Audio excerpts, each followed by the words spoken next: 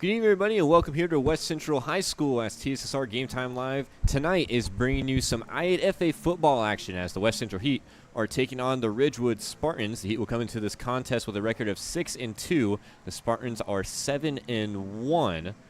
It is senior night here in West Central. We just had a nice little ceremony for all of the seniors, including the band members, some golf members, cross country, and of course the cheerleaders and football players. We'll go ahead and play that, and we'll be back with you before the game starts. For golf, pep band, cross country, cheerleading, and football. Tonight we're wanting to show appreciation to our seniors in these sports and activities, give a warm thank you to their parents, family, and supporters for their support and hard work in getting these seniors to the point of where they are today. We want to express our gratitude to the hours of dedication and determination of growing themselves and the programs that they have helped succeed on and off the field, golf course, and the trail course. Please help us give appreciation to the seniors as we call out their names. First of all, from the pep band, Kevin DeMant. Been in pep band for 4 years. He's accompanied tonight by sister Corey and his mother Ashley. His favorite teacher is Mrs. Adams. Next year's plans, he plans to go to either college or trade school to continue a career in welding. His favorite moment was marching in the Prime Beef Parade his freshman year. His favorite saying or advice is, you only got 4 years here, try what you want while you can. Our next senior in golf is Ethan Nichols. He's played for 4 years. Tonight he's accompanied by Jennifer and Jared Nichols. His favorite teacher is Doc Frank. Next year's plans is attending trade school or college. His favorite moment was the van rides home from the meets. His favorite saying or advice is, keep it simple, silly.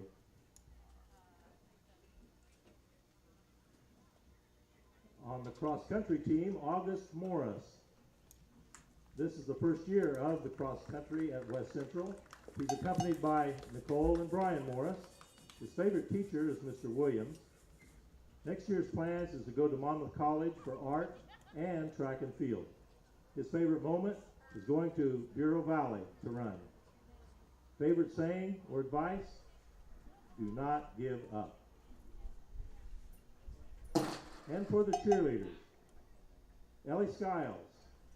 She's in her 3rd year of cheerleading. She's accompanied tonight by Dad Mike Russell and stepmom Amanda Cochran. Her favorite teacher, Mrs. Jordan Johnson. Ms. Jordan Johnson, excuse me. Next year's plans is cosmetology school.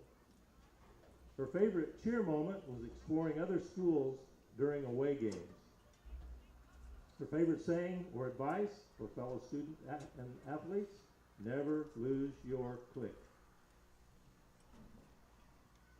And Kaylee McGraw, 2nd year cheerleader. She's accompanied by Jackie and Mark McGraw and Diana Dugan. Her favorite teacher, Mr. Boyle. Next year's plans are to pursue a career in art. Her favorite moment, doing the Thunderstruck dance for homecoming. Her favorite saying is live, laugh, and love with those around you. Now on to the football. Student manager Rosella Liggett. She's been managing for 3 years. She's accompanied tonight by Amanda Wood and Gabe Wood, and we want to recognize her late father, Dustin. Favorite teacher is Mr. Hullebrand. Next year's plans are to attend Cornell College to pursue a degree in education. Her favorite moment, the game against Amboy, our sophomore year, or the state championship. Her favorite saying, you define your own life, don't let other people write your script. That's a quote from Oprah Winfrey. And now, the players, number 4 is Gage Simpson. He's played for 4 years. He's accompanied by parents Clinton and Crystal Simpson. Favorite teacher, Doc Frank. Next year's plans, pursue a career in welding. Favorite moment, the locker room before the games with all the hype. Favorite saying? See, he's still figuring it out for himself, he says. Then number 17 is Alex McGraw. He's played for 4 years. He's accompanied by Tanning and Lewis McGraw. His favorite teacher is Coach Arnold. Next year's plans to attend a local community college. His favorite moment is winning the state. Favorite saying or advice, nobody cares where you start, it's where you finish. And now number 22 is Peyton Woodbury. He's played for 2 years. He's accompanied by Chandra and Todd Woodbury. His favorite teacher, Doc Frank. Next year's plans, he's currently leaning towards a career in welding, but open to other opportunities. Favorite moment is scoring 80 against Bushnell. His favorite saying, stay humble, work hard, and enjoy the ride. That's Peyton Woodbury. Now, Xander Anderson, he's played for 4 years. He's accompanied by Crystal Anderson. Favorite teacher is Coach Williams and Doc Frank. Next year's plans, no idea, but it'll be fun for sure, he says. Favorite moment is talking to Coach Williams Friday night before a game. And his favorite saying comes as a quote by Coach Arnold, which is, not my pig, not my farm. Number 25 is Kane Bayless. He's accompanied by Sarah and Chris Ebert, and also the late Roger Bayless II. Favorite teacher is Doc Frank. Next year's plans to attend Blackhawk College for Ag Business. His favorite moment is going to state playoffs and winning. His favorite saying or advice, never give up, work hard to achieve your goals.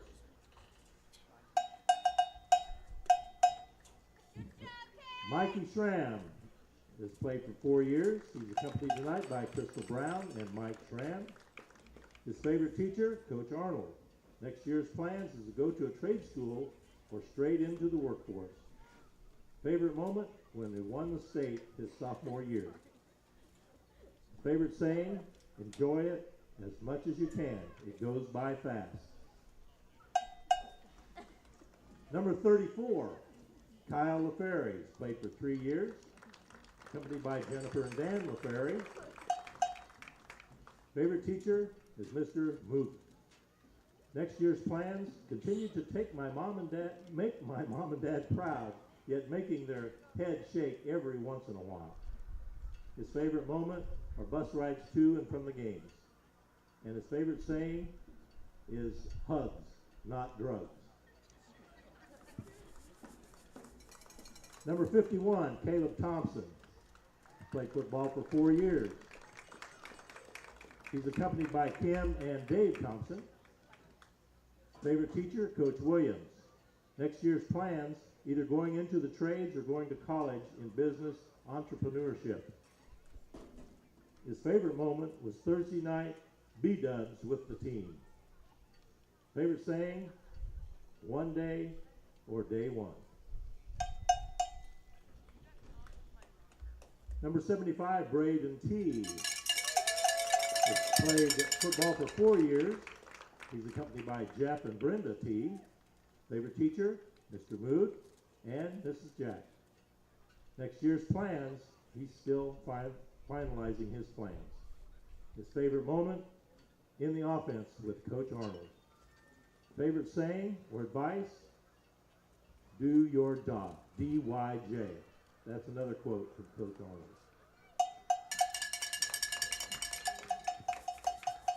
We're proud of each and every one of these seniors and their abilities of being positive role models for all members of this community and representing our high school in a positive manner throughout their time here at West Central High School.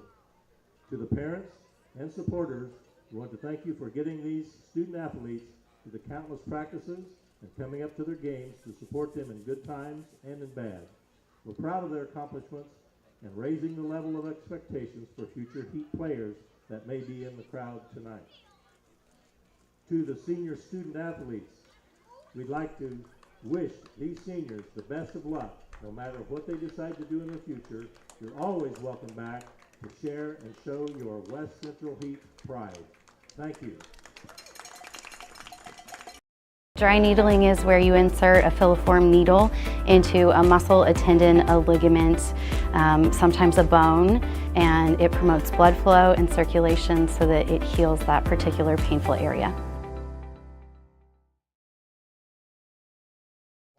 And welcome back, everybody. We hope you enjoyed that senior night presentation that happened basically about 30 minutes before game time. Welcome back to TSSR Game Time Live, presented by MDH. John Burton will be on the call with you tonight. Aaron Christensen running the camera, as tonight a pretty important matchup if we're looking at playoff implications between these two teams. West Central, of course, 6-2. They are the last 6-2 team based on playoff points that was taken about 4 days ago. So a lot could change here tonight with 8-man games being played across the state, and then the 7-1 Ridgewood Spartans.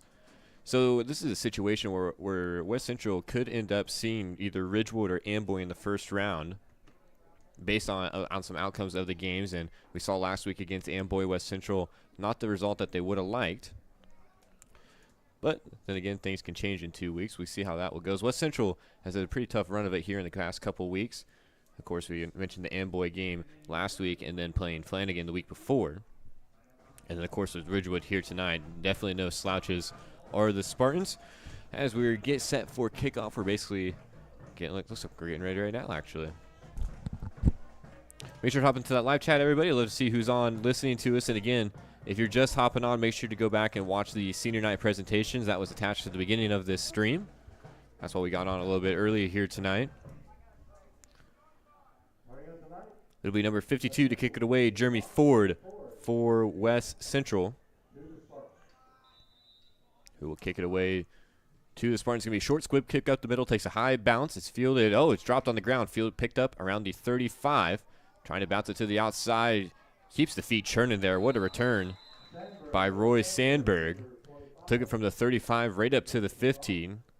The 50 is a 15-yard return for Sandberg. Made a nice move there on the return and was able to show a little bit of the power, keeping the feet churning.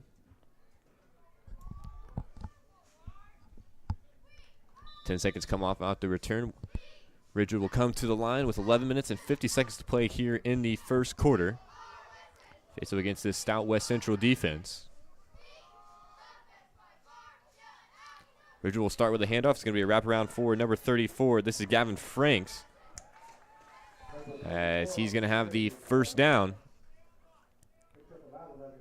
One play, one first down, about 11-yard run for Franks. Ball will be spotted on the West Central 39. Kyle LaFerry in on the tackle, one of the seniors that was honored here tonight.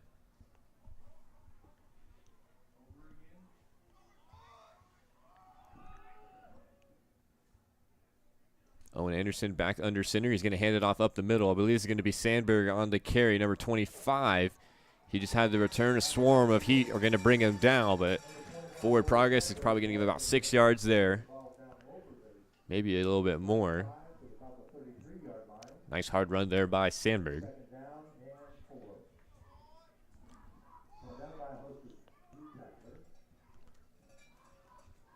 That'll set up second down, about 4 yards to play. The only loss on the season for this Ridgewood team came against Amboy in week number 1. Two teams that we could see in the state championship game for sure. There's a lot of great 8-man football, but Amboy and Ridgewood are two of the best. Anderson, it's going to be a wraparound, another run over for Sandberg. He's going to be stood up there. Nice job in on the tackle for West Central. I believe it's going to be a short game. Sandberg's helmet pops off, so he'll have to sit out of play. And that's going to be, could be pretty huge here. It's going to be 3rd and 1. Sandberg will go to the sideline. I wouldn't even call it a yard to pick up here. Clock rules under 10 minutes.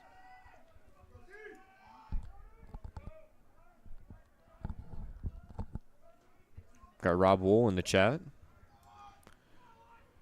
Anderson back under center. He's going to hand it off time. Nice job there, TFL for West Central. That was number 81 in on the tackle. That's Cody Wade. It's going to be a loss of 2, and that's going to set up 4th down for the Spartans now. Huge play there by Wade in the Heat defense. Able to deny that 3rd down conversion. Force a 4th down here. It's going to be about 4th and maybe 3.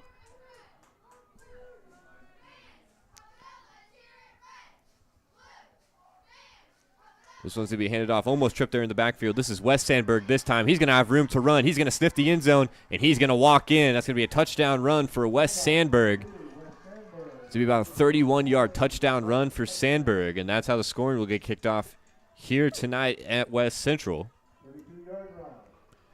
So huge TFL for Wade, and looked like West Central might have got a stop there, but Sandberg able to break a couple tackles there. He's able to punch it in for 6. As we will get set for the 2-point conversion.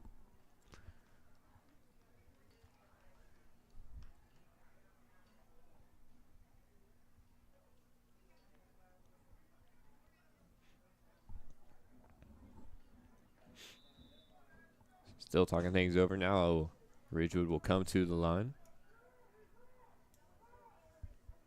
Anderson up under center. He's got Roy Sandberg in the backfield with him.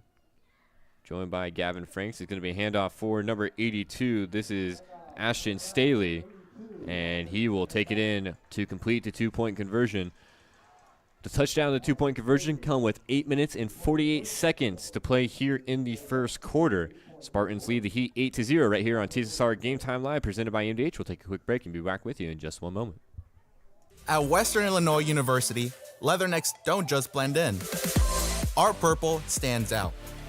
Our students are innovative, creative, and resilient. At WIU, there is limitless potential, with campuses in Macomb, the Quad Cities, and online. Visit wiu.edu/potential to become a Leatherneck and get an education that stands out.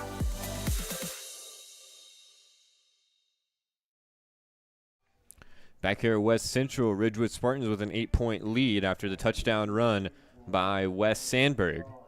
31 yards Sandberg was able to shut off a couple tackles, and found his way into the end zone. West Central will get set for their first offensive possession of the game following the kickoff. Again, the defense showed flashes there.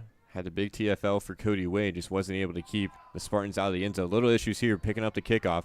We fielded deep into the backfield. It was shed one tackle. He's got a lot of room to run. This one might go all the way back here. It's going to be a quick score. This is number 11 on the return. This is Aiden Gardner, and he's going to take it all the way back on the kickoff. And just like that, the Heat answer right back. Took about 15 seconds off the clock there. That touchdown at 8 minutes and 32 seconds. Gardner finds the end zone on the kickoff. Will West Central be able to tie things up here on the 2-point conversion? What an electric play there by Gardner.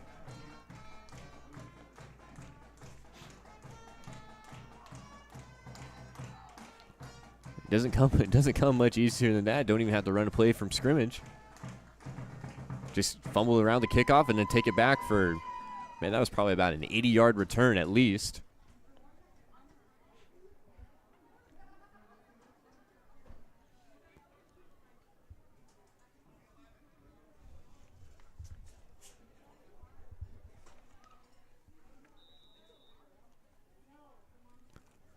Central will come set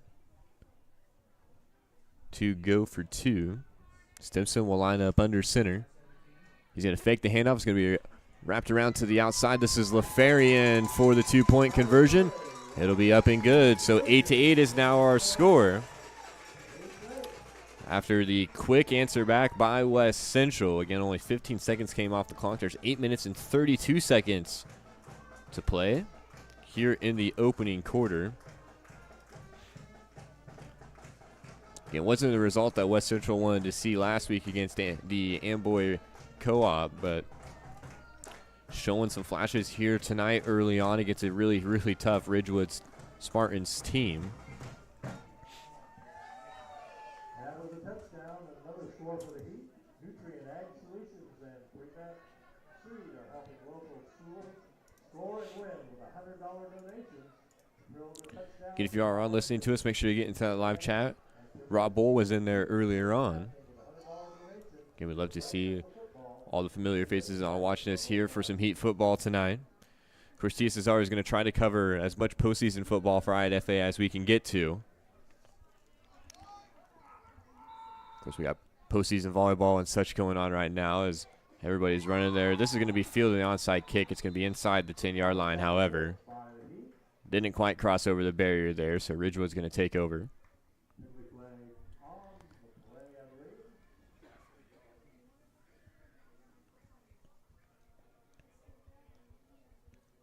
So I feel that ball basically about a yard short there.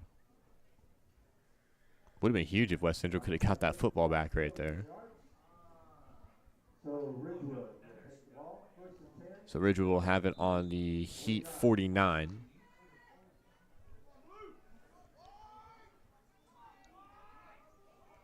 Ridgewood did all their damage on the ground in that first drive.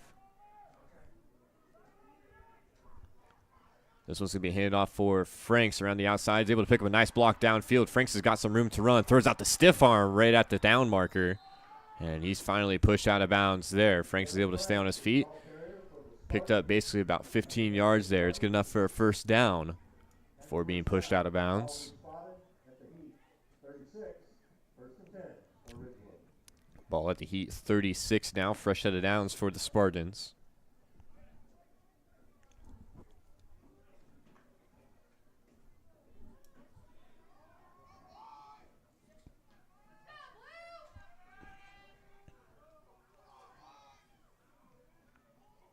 Anderson will hand this one off for Sandberg. He's swallowed up by a swarm of Heat defenders there. Wade in on the stop as well as LaFerry. Be a short gain for Sandberg, give him about 3 yards. He's able to fall forward a little bit there. It's going to be set up 2nd and 7 for the Spartans. Clock rolls under 8 minutes here in the opening quarter.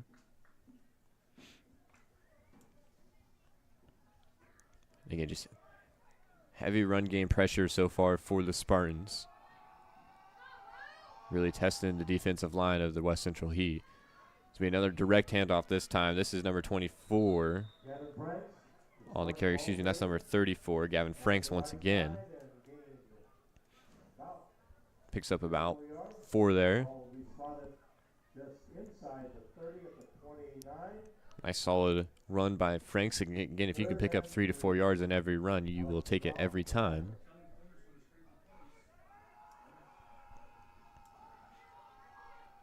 West Central was able to find a stop on the last 3rd down. Held up the Spartans behind the sticks. We'll see if they can do the same here. It's going to be another end around this time for Wes Sandberg. He already has 1 touchdown. He's tripped up right around the down mark. He's going to have the first down, it appears. And the run will go for basically about 4 yards for Sandberg. He'll be able to keep it out of the end zone this time. Over the 25 to the 24-yard line, where it's 1st and 10 Spartans. But it'll be a first down for the Spartans.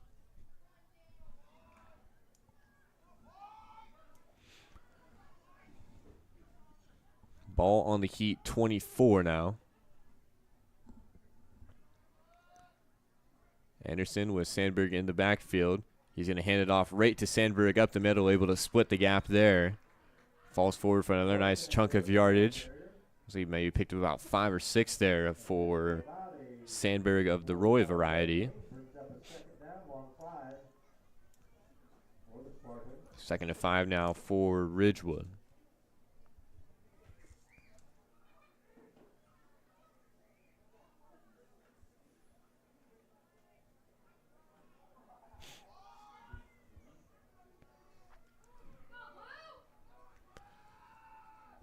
Second and 5 play, about 20 yards to go. It's going to be a handoff for Franks. And West Central will swallow up right around the line. Forward progress will probably give Franks about a yard or 2 there. Nice stand by West Central. Got a lot of action here tonight on TSSR. West Prairie Southeastern is taking on Peoria Heights in a rematch from last week. Macomb is taking on Havana. West Hancock is playing at Bureau Valley. Just a couple of the games here on tonight, as well as the Milledgeville game. That should also be on and getting on here pretty shortly. BPC will be in action tomorrow up at Amboy, as well as South Fork versus St. Anne. So, again, as we approach the postseason here in I8FA, all these matches are going to start to matter a whole lot more. This one's going to be a run to the outside, and that's going to be a touchdown for Stanley. Ashton Staley finds the end zone there for the 18-yard touchdown run. Just under 5 minutes to play, that touchdown will come. Staley was able to punch in the 2-point conversion earlier. He's able to score 6 for Ridgewood there, excuse me. And again, just another hard-nosed, tough-run drive for the Spartans.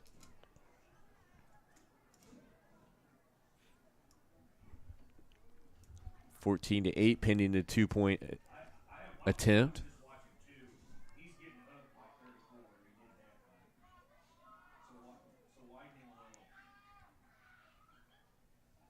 Anderson's going to drop back to pass for the 2-point here. He's going to throw it to the back of the end zone. Has got a man, was able to keep the feet in bounds. That was Staley once again.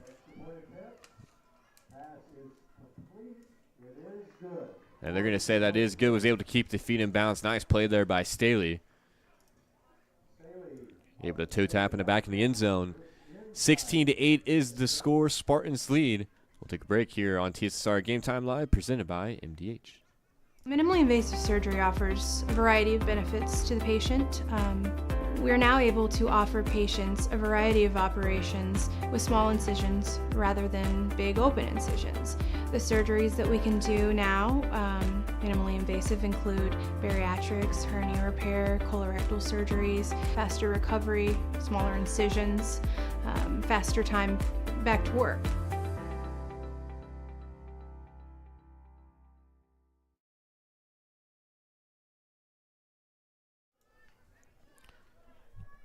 Back here, West Central High School.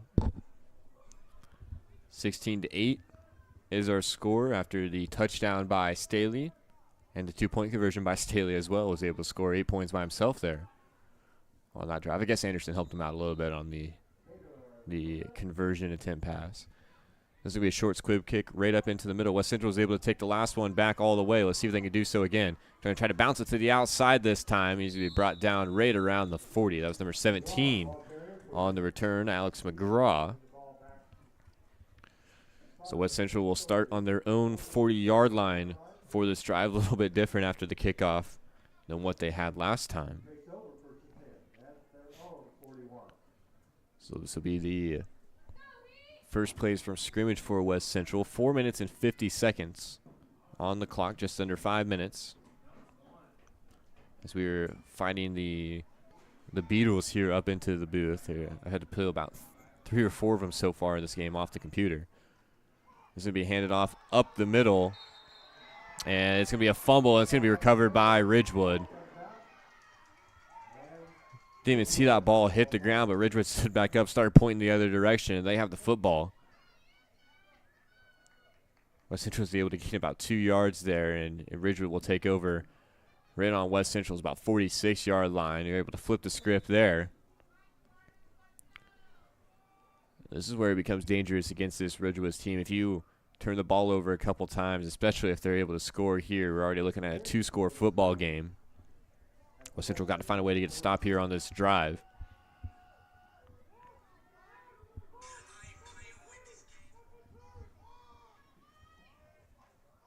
Anderson hands it off for Franks. Franks has a big gap. Nice tackle there in the backfield in the second level for West Central. That was Stimson back there able to bring Franks down. And if he didn't, Franks probably would have went all the way there. That was a huge hole that Franks was able to jump through.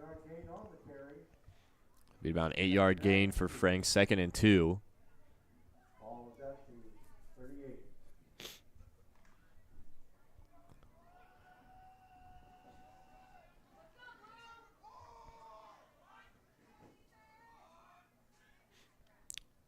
Sandberg and Franks in the backfield, kind of lined up offset from the quarterback Anderson. It's going to be a handoff for Sandberg this time, and he's going to be tripped up.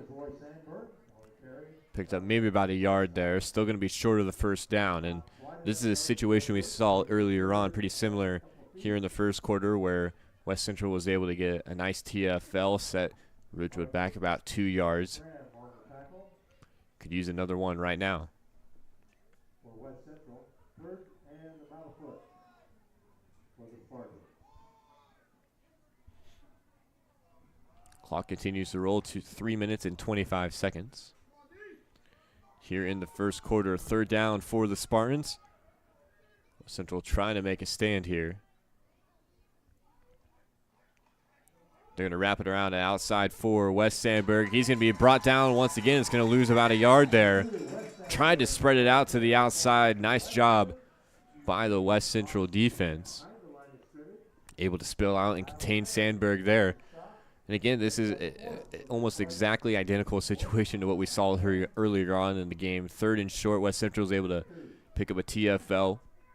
And then Ridgewood the last time was able to extend the drive out, picked up the fourth down conversion. We'll see if West Central can come up with a stop here and get the football back after coughing it up just moments ago.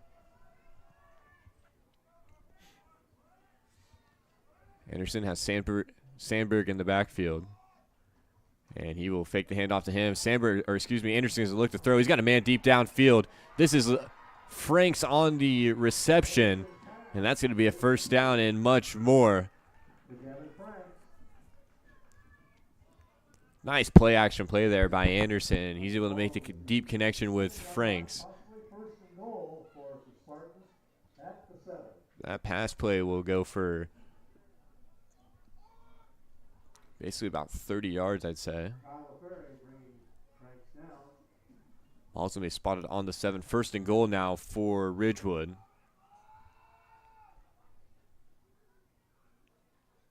Anderson is going to be a direct handoff for Sandberg. He's able to put his head down and charge forward, short of the goal line, but inching ever so closer. Going to be about 4 yards short of the end zone on the carry for Sandberg. Second and goal from the 4.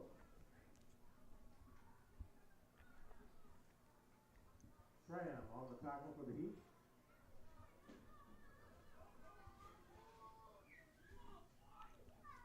Anderson, Spartans, 4 yards to go. He's going to hand it off to Sandberg once again. He's going to spin his way, twisting and turning, trying to find the goal line. He's going to come up just short once again. As Cody Wade in on the stop, able to bring him up short. It's going to be about 3rd and 1 yard to the goal line.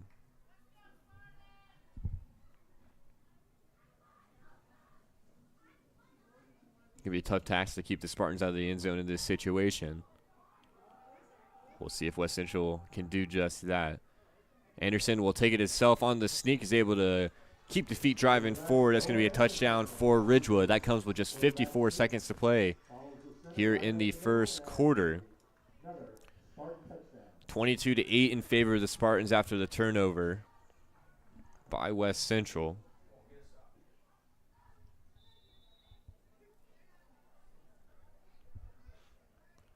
Ridgewood will get set to go for 2 once again. He's made good on both of their conversion attempts in this contest so far.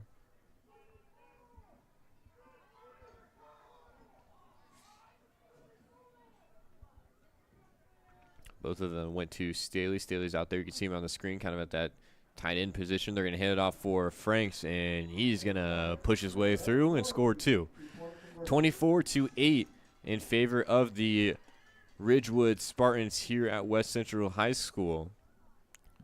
We will take a quick break. You're listening to TSSR Game Time Live, presented by MDH. There's been a lot of rewarding parts working at McDonough District Hospital. I've had patients come to me that maybe have not had care in the community, care available. So with the addition of nurse practitioners lately, we've been able to add more care, and that's very rewarding to me. My hope is that when the patients leave at the end of an appointment, they leave and they definitely feel like they've been listened to, and they feel like their needs have been met, their cares have been met, and that they're going to get the proper treatment that they deserve from me as a provider. Back here in West Central, Spartans lead 24-8.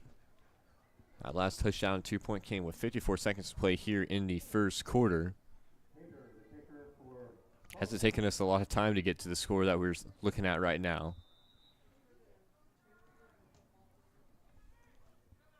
The short kick is going to check up there, fielded in the backfield. I believe this is number 17.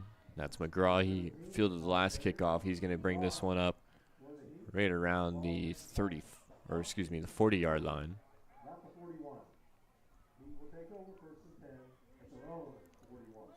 So the Heat will take over. Again, had the fumble on the last possession that was recovered by Ridgewood. Return their opening kickoff for 8. Not the opening kickoff, but their first time getting kicked off too.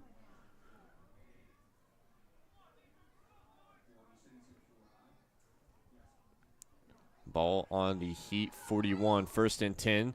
Simpson will hand it off, trying to wrap around the outside, pick up a block downfield. Nice juke move there. And it's going to be about a 5-yard run. It's about 5, maybe 6. It's 5 yards on the carry. It's a give.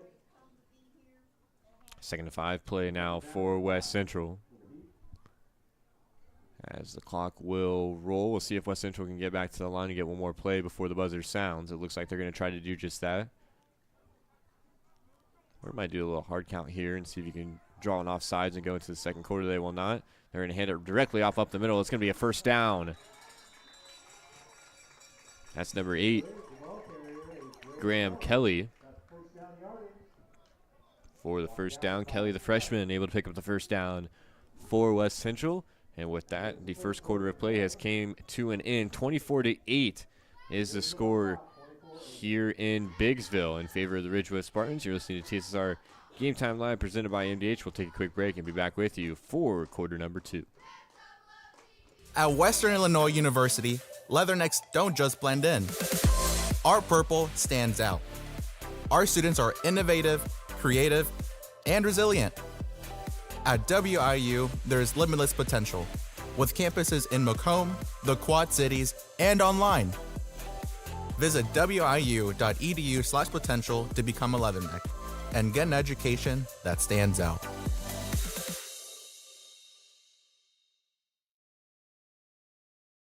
I grew up in a small town in Missouri, and I like the feel of community. I like knowing the people that I take care of and knowing the people around me, providing care for someone that you know is in this community and helping them to get better.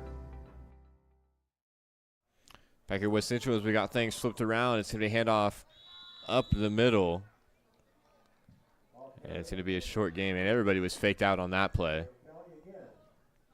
We had Ridgewood people tackling people without the ball. It's going to be a short gain on the play, maybe about 2 yards there. 2nd and 8.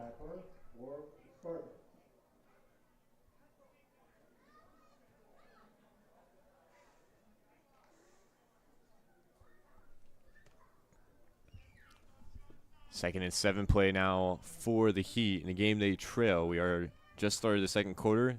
And to fake the handoff is going to be a hard tackle this time. That was number 2 on the carry, Cooper Gibb. And he maybe picked up maybe about half a foot there. Not much going on the carry for Gibb. That's going to bring up 3rd and 7 still. 3rd and 8 now for the Heat.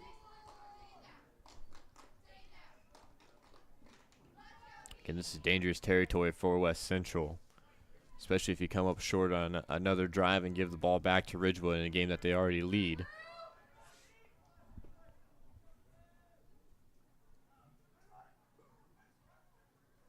Stimson hands it off for Kelly. And Kelly, nice hard run there, is able to pick up a nice chunk of yardage. Still going to be short of the first down. He can come up maybe about 3 yards short.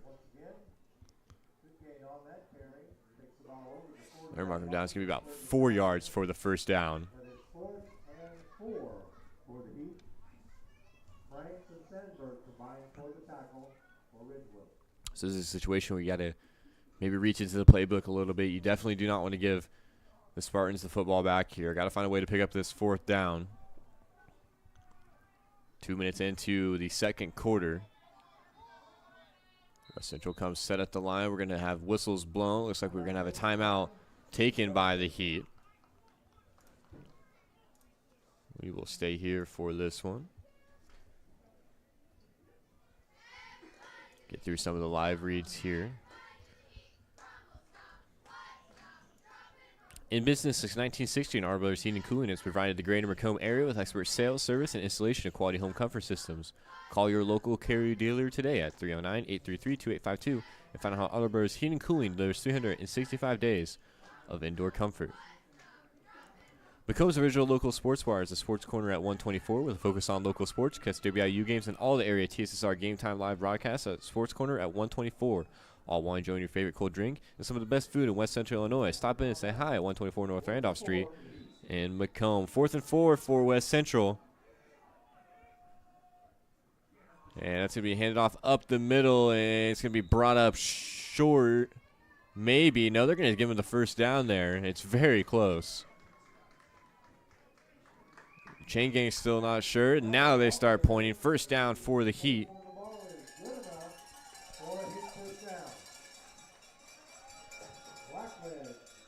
Though CK Saber, this is not in Florida. I wish it was. It'd be a whole lot nicer out. I gotta say, I mean, it's a pretty nice football night for sure. Little chilly, wind's blowing a little bit. I know we got the state championship game coming up. That'll be towards the end of November. That game is always freezing.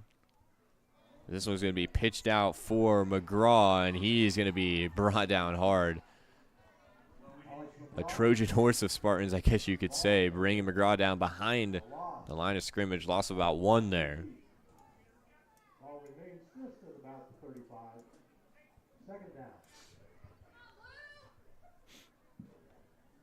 A short loss, maybe about half a yard for McGraw on the carry.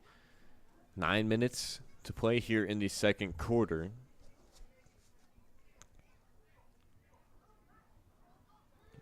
Spartans defense has held up pretty good. Was able to force a 4th down out of West Central, which they converted. Ball on the ground once again. Who's going to have it? It's still loose, and the Spartans are going to recover. Unfortunate series of event there. It was a handoff to Kelly. I'm not sure if he ever really had control of it. Trying to push forward, dropped in the backfield. Ball bounced around a little bit there, and the Spartans are able to get hands on it. So it'll be a turnover. Ridgewood will take over on the West Central, or excuse me, on their own about 39. So 2 fumbles here tonight for West Central has really hurt them. That drive was starting to mount up a little bit.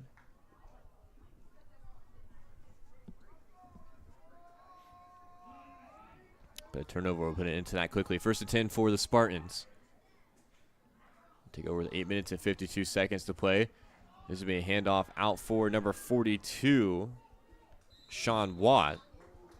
And he's going to be pushed down after going out of bounds. A short gain for Watt. First time calling his name out here tonight, number 42.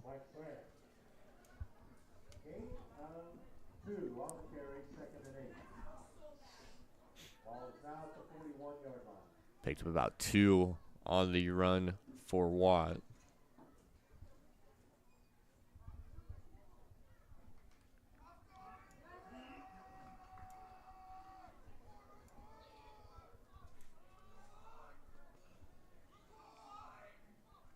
Anderson looks like he has Sandberg in the backfield. And that's where he won't know. He will not go. He's going to go right back to Watt. Watt's going to break a tackle, and he's going to be brought down by Matthew Goff. Helmet's popping off once again. Might have been a short gain. And they're marking forward maybe about a yard there. So this is going to bring up about 3rd and 7 now for Ridgewood. And again, this West Central's defense has shown the ability to stop the Spartans in spurts. But a couple big chunk plays have really hurt them here tonight. And of course, we had the long pass play and then the 31-yard touchdown run.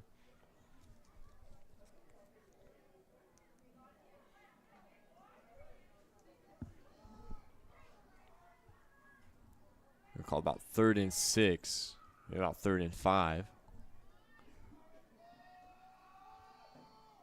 Anderson fakes the handoff. He's going to keep it. He's going to look downfield once again. A little bit hitching the throw there, trying to make a play over for Staley as he will fall out of bounds, incompletion. And that's going to bring up 4th and 5. Can West Central get a stop and get the ball back here Clock stops at 7 minutes and 45 seconds. It'll bring up fourth and 5 for the Spartans. See where or how Ridgewood decides to approach this. Looks like they're going to set up in a punting formation. It'll be McGraw back to receive for West Central. So a nice defensive stand for the Heat. As long as there's no trickery here on the punt, which there won't be. It's a high arcing punt. McGraw will let it bounce. He's going to take a Spartan bounce. Going to roll all the way up past the 20. Going to be fielded right around about the 17. And that was a heck of a punt there. Able to send it about 32, 33 yards from the line of scrimmage. Of course, tack on however far back he was standing. So pretty solid punt. It's going to pin West Central inside their own 20.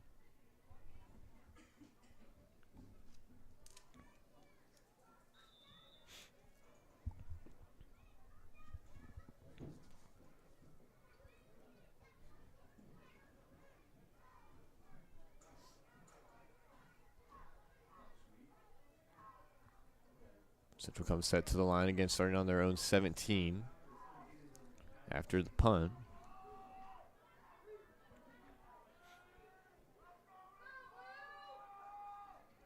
Stimson, under center, is going to take the handoff. He's going to give it out for McGraw. McGraw trying to make a move. He's going to be almost wrapped up there by Watt. Tackle's going to be finished off by Sandberg. McGraw in on the carry will pick up basically about 2-3 yards for West Central. 2nd and 8. Clock rolls. 7 minutes and 10 seconds here in the second quarter. Haven't seen West Central go to the air here tonight. That's not really their identity. Decided to keep it on the ground, which was able to come away with 1 turnover on downs. And, of course, having the 2 fumbles doesn't help. Got to hang on to the football.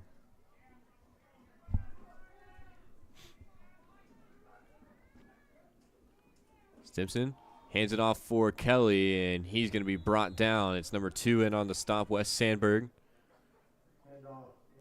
as well as number 96, Tyler Bethel. Able to stop Kelly on that carry. We know how hard of a runner Kelly is. He's a tough man to bring down, but Spartans made it look pretty easy right there. 6 minutes and 15 seconds. 3rd and 8 for the Heat. Here in the opening half of play, we're approaching the halftime intermission.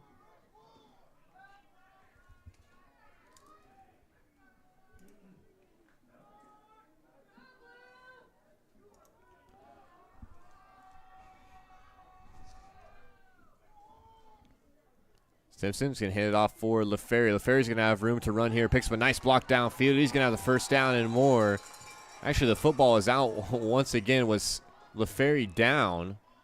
We're waiting to call. Ridgewood has it.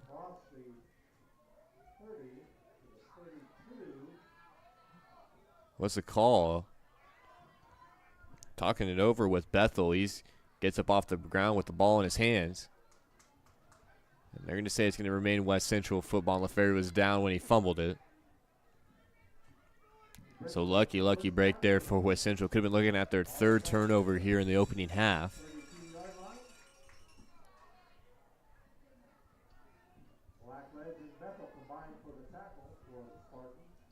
West Central will have it up on their own 32.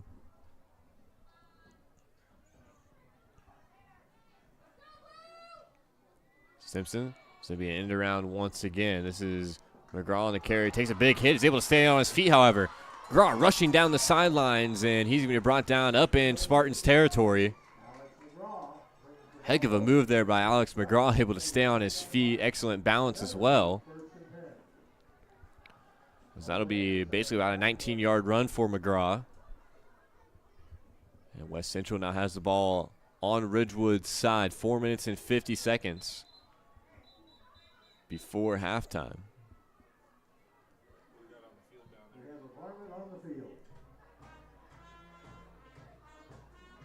What is that? I can't even tell. Some sort of rodent up on the field. I'm no animal expert, so someone in the chat knows what that might be. As you see, a couple of West Central fans chasing it out of the back of the end zone. Looks like they're finally going to have it wrapped up, and we're back to football. Interesting stoppage in play there. Absolutely, this is LaFerry on the carry. He's going to be up close to the first down. I think he's going to come up just short.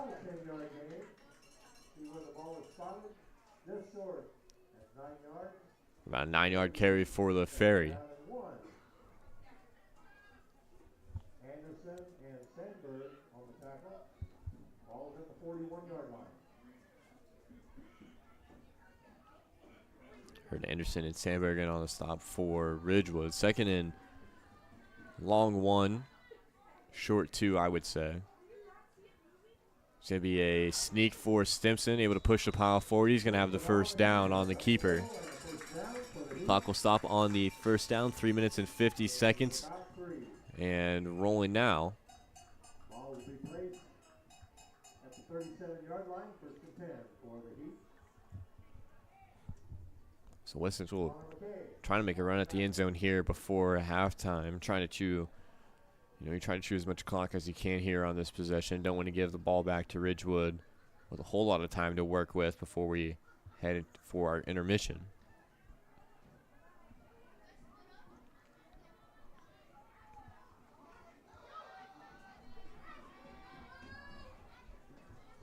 Stimson comes set. He's going to hand it off for McGraw once again. Throws out a couple of juke moves. He's going to be brought down, maybe picked up about 2 or 3 there for McGraw along that far sideline with the forward progress.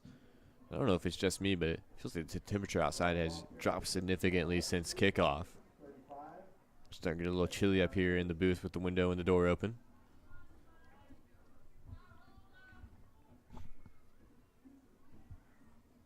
Two minutes and 50 seconds. Ball spotted on the Spartans 35.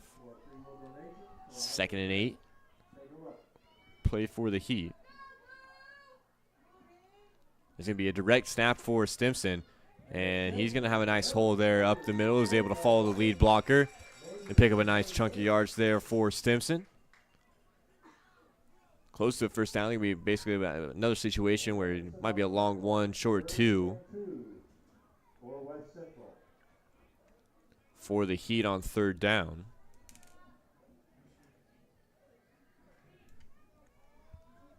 A lot of action here tonight on TSSR for 8-man and 11-man football alike. Make sure to go check out the other games as well. They're going to go right back to Stimson. Back-to-back plays, trying to pick up this first down. The pile falls forward. Where will he be marked down at? I think they're going to say he's still waiting for a mark. Looks like he's going to be just short. He sure will. It's going to be about 4th and half a foot to go. For West Central trying to keep this drive alive with 1 minute and 35 left on the clock here in the second quarter.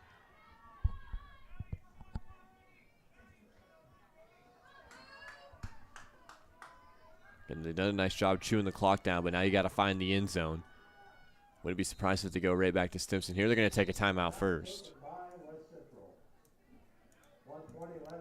And I think we will take a break as well. 24-8, minute and 20 seconds to play here in the first half. You're listening to TSSR Game Time Live, presented by MDH. It was the community that really drew me back to Macomb. I'm from a small community, and I'm from a farm family, and ultimately I always wanted to practice in a place like that, and I felt that I had the ability to connect to people who with a similar background from me, and the fact that the staff members at the hospital and the support, all the support staff at the hospital was also focused with the goal of patient care. It felt like it just all came hammered at home for me.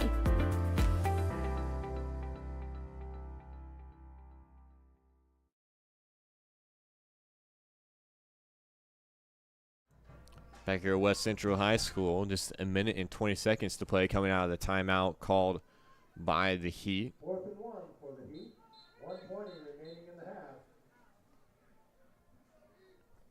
Ball at the 27-yard line. Ball at the 28, 27-yard line. Again, just a very short distance to go here for the first down. Stimson will hand it off. He's going to give it off for Kelly. He's going to fall forward. He should have the first down easily. And he does. Chains will move. Clock will stop. Minute and 15 seconds.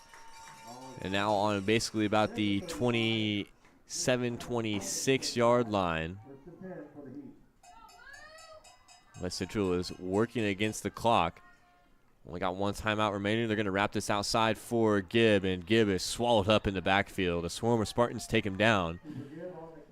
It's going to be a loss of, call it about 4 there. West Central will look to hurry back to the line as the clock rolls under 50 seconds.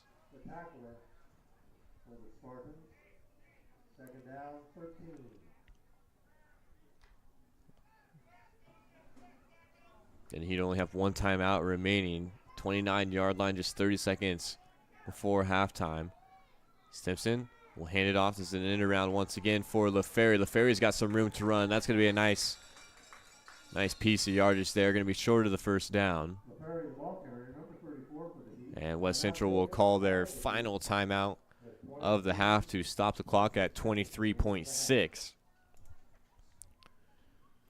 LaFerry will have that one up inside the 20-yard line. It's going to be about 18 yards to go to the end zone for West Central. It's another situation we might have to reach deep in your playbook here, take a shot at the end zone.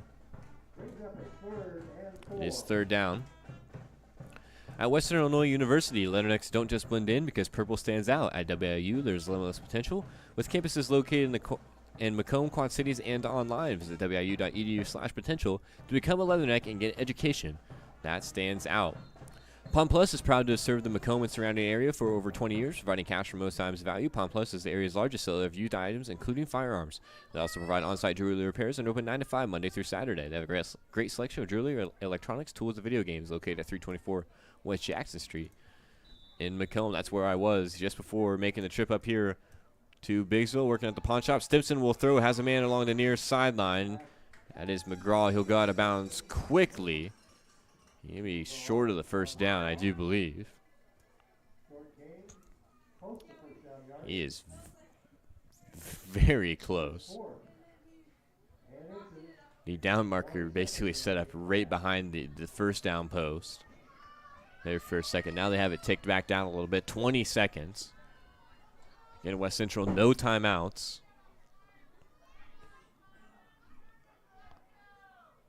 As they will rush it up the middle, going to be brought down. Clock will stop on the first down. Going to have to hurry back to the line quickly, which they will. Clock will start to run here in just one moment. There it goes. And we're going to take a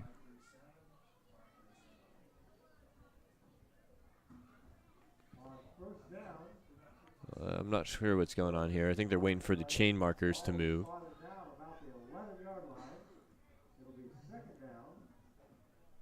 So we still got the clock stopped here.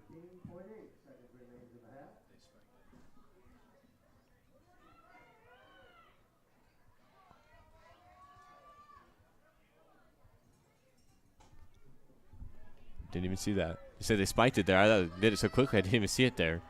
That's why the clock was started. Thanks, Aaron. I was confused there for a second. I was like, what are we doing here? Stimson fakes the handoff. He's going to look towards the end zone. He's got a man. It's going to be almost nearly intercepted.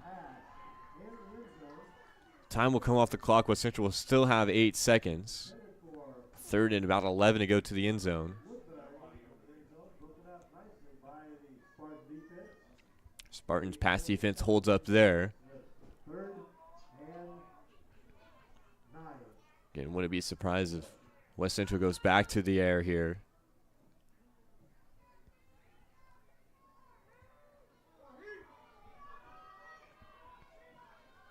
Kelly in the backfield. Stimson back under center. Again, it's going to be another rollout. Stimson will throw back across his body. Has a man slightly overthrown, but LaFerry's able to get to it. And the heater in for a touchdown.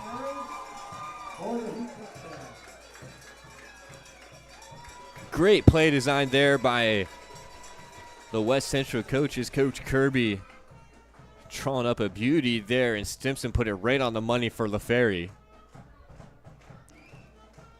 You know, you run that play before, you have the rollout, you go to the same side. This time Stimson sets his feet, throws across his body kind of. is able to connect with LaFerry. It's going to be a wraparound back to LaFerry. And I think he's going to be short of the end zone. It appears he will be, so not able to get the 2-point conversion. Heat will still trail by 10 here in the first half. Yeah, the clock might expire here on the kickoff. Just 2 seconds before the buzzer sounds. We'll have a football game here in the second half. That's a huge score for West Central. Plus, they get the ball back to start the second half as well. So have a good chance that they're able to score there to cut this to just a one-score football game. Of course, missing the 2-point conversion definitely hurts. But in a much better position now after scoring there.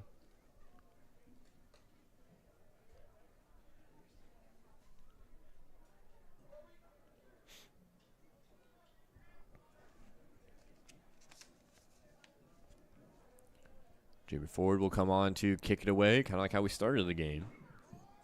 Again, just 2.5 seconds to play. I would expect this ball or the time to expire here. Ridgewood could down it quickly, however, and maybe take a shot. Short kick by Ford, bounces up through a couple of Spartans. They're going to look to return this one. It's Staley, and he's going to be blocked down as the clock sounds. That'll bring us to the halftime break. 24-14 in favor of the Spartans. West Central able to answer nicely as before we hit halftime. Again, that huge play from Stimson to LaFerry, able to pick up 6. 2-point conversion fell short. We'll have basically about a 15-minute intermission here. I think what we're going to do is we're going to replay the senior night announcements before the game. We got a lot of people on watching here tonight. We had those at the beginning of the game, but we'll go ahead and play those now for the people that weren't with us. Again, 24-14 is the score right here on TSSR Game Time Live, presented by EMDH. We'll catch you on the other side of the halftime break. For golf, pep band, cross country, cheerleading, and football. Tonight we're wanting to show appreciation to our seniors in these sports and activities, give a warm thank you to their parents, family, and supporters for their support and hard work in getting these seniors to the point of where they are today. We want to express our gratitude to the hours of dedication and determination of growing themselves and the programs that they have helped succeed on and off the field, golf course, and the trail course. Please help us give appreciation to the seniors as we call out their names. First of all, from the pep band, Kevin DeMant. Been in pep band for 4 years. He's accompanied tonight by sister Corey and his mother Ashley. His favorite teacher is Mrs. Adams. Next year's plans, he plans to go to either college or trade school to continue a career in welding. His favorite moment was marching in the Prime Beef Parade his freshman year. His favorite saying or advice is, you only got 4 years here, try what you want while you can. Our next senior in golf is Ethan Nichols. He's played for 4 years. Tonight he's accompanied by Jennifer and Jared Nichols. His favorite teacher is Doc Frank. Next year's plans is attending trade school or college. His favorite moment was the van rides home from the meets.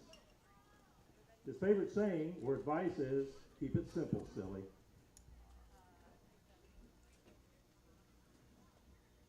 On the cross-country team, August Morris. This is the first year of the cross-country at West Central.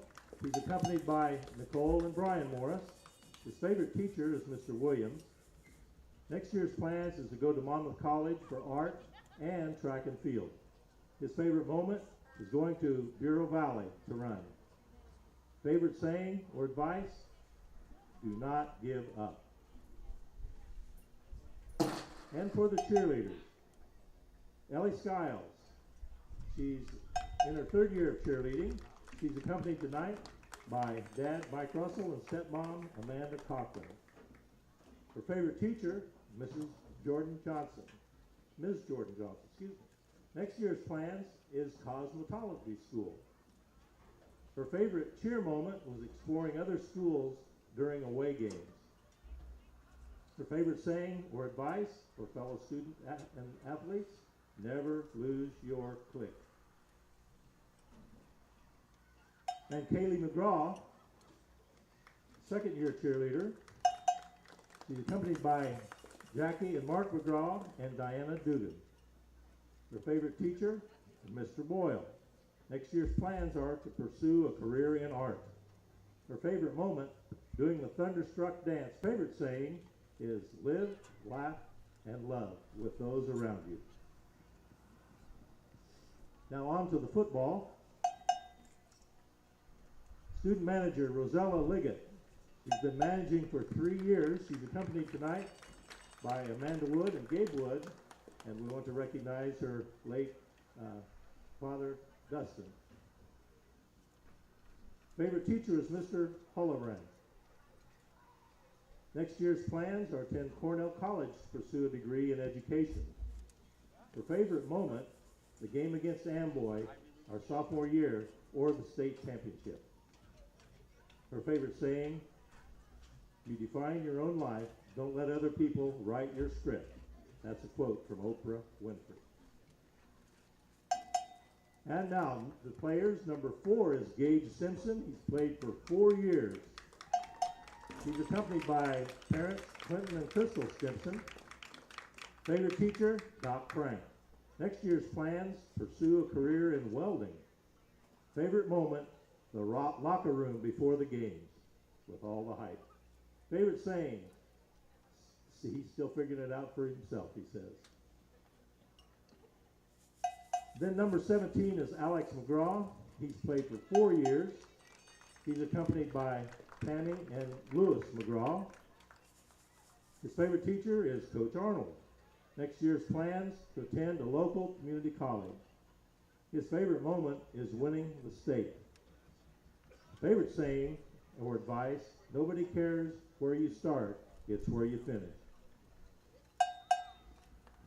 And now number 22 is Peyton Woodbury. He's played for 2 years.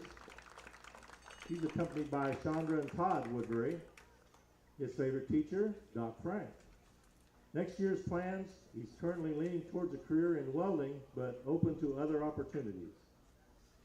Favorite moment is scoring 80 against Bushnell. His favorite saying, stay humble, work hard, and enjoy the ride. That's Peyton Woodbury. Now, Xander Anderson, he's played for 4 years. He's accompanied by Crystal Anderson. Favorite teacher is Coach Williams and Doc Frank. Next year's plans, no idea, but it'll be fun for sure, he says. Favorite moment is talking to Coach Williams Friday night before a game.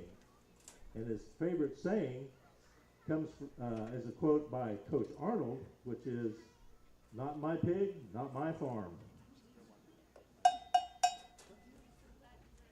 Number 25 is Kane Bayless.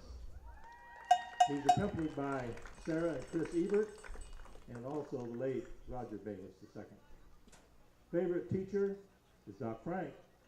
Next year's plans to attend Blackhawk College for ag business. His favorite moment is going to state playoffs and winning. His favorite saying or advice, never give up, work hard to achieve your goals.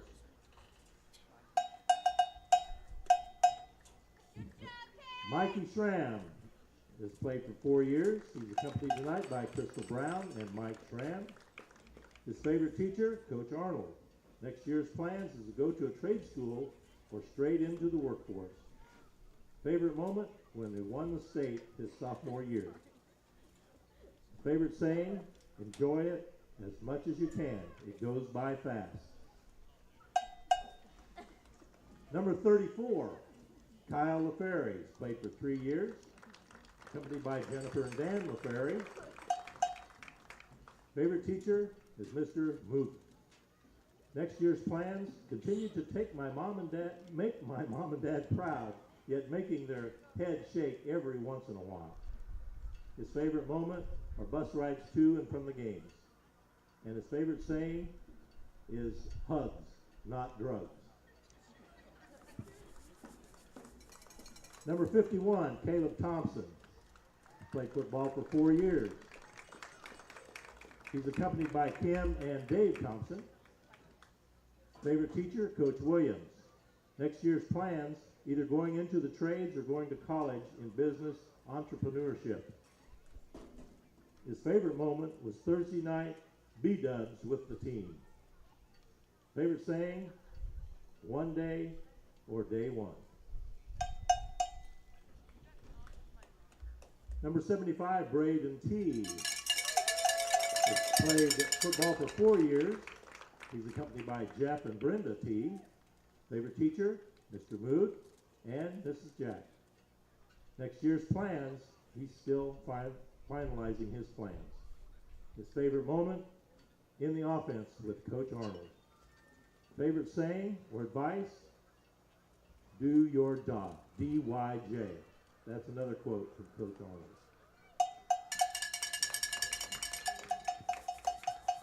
We're proud of each and every one of these seniors and their abilities of being positive role models for all members of this community and representing our high school in a positive manner throughout their time here at West Central High School. To the parents and supporters, we want to thank you for getting these student athletes to the countless practices and coming up to their games to support them in good times and in bad. We're proud of their accomplishments and raising the level of expectations for future Heat players that may be in the crowd tonight. To the senior student athletes, we'd like to wish these seniors the best of luck. No matter what they decide to do in the future, you're always welcome back to share and show your West Central Heat pride. Thank you. Oh, welcome back. We're here with Adrian McGregor. Adrian, you're a Macomb guy. Yes. So you're living in Macomb, working at MDH. Yes. What's your position? So I'm the Vice President of Clinical and Support Services here at the hospital. I have about 120 employees that roll up my direction through the organizational chart. And probably the easiest way to explain, is I have a great group of department directors that work for me. So areas like radiology and lab and physical therapy and cardiopulmonary services, those are kind of the main areas that roll my way. And then on the support side, pretty much all things with the plant, the facilities, keeping it clean, construction, all of that rolls up in my direction as well. So I never am bored, and I have plenty to do every day. So sometimes it feels like I just need more daylight than I need work.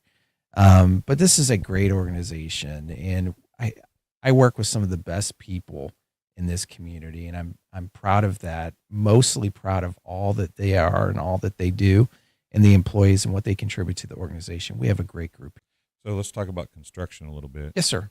There's the pharmacies getting built. Yes. You're constantly improving the buildings 1s and building 2. Yes. And then there's little things go on inside all the time too that I think people kind of miss. Yes. Well, kind of going back to that 800,000 square foot number, there's always something going on. And I think we're going to be moving more towards a maintenance and improvement, incremental improvement over the next couple of years. One primarily is, after you have a campus, we're becoming pretty dense on this campus. The pharmacy's probably the last major project in the next couple of years, and it's a great one, don't get me wrong. But now we have to really focus on ensuring that we're staying one step ahead of maintaining these facilities, which is equally probably more challenging, quite frankly, than just building a brand new building.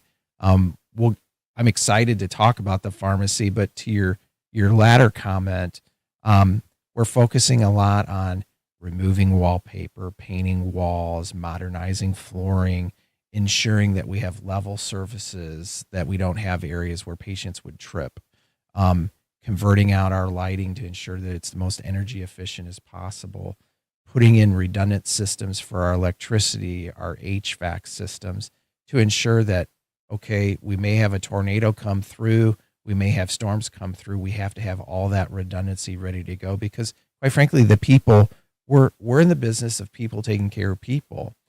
And somebody's grandma is a patient of ours, and we want to take care of that person as if they were ours.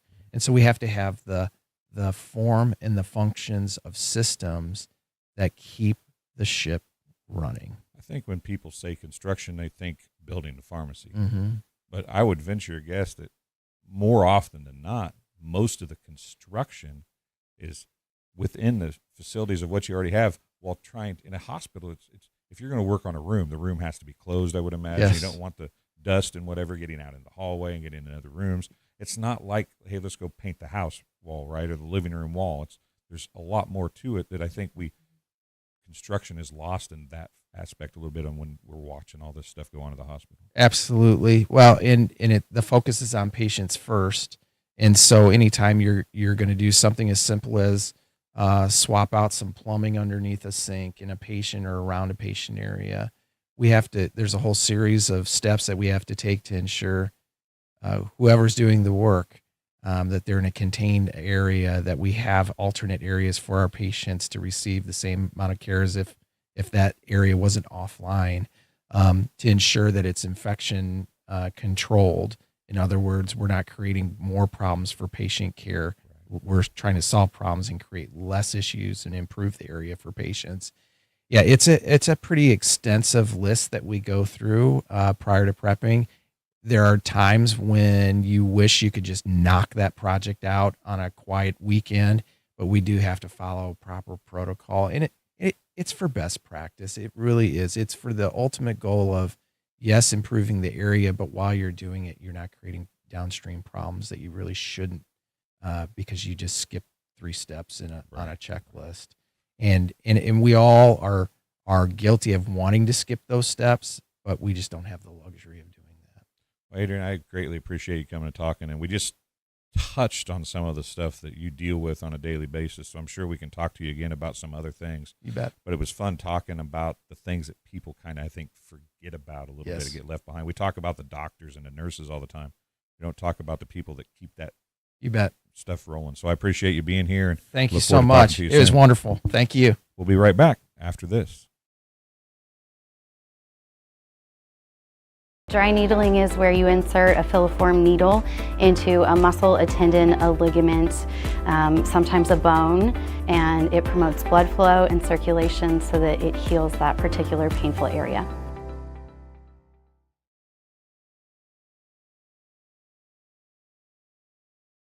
I chose physical therapy because I knew I wanted to be in the healthcare field.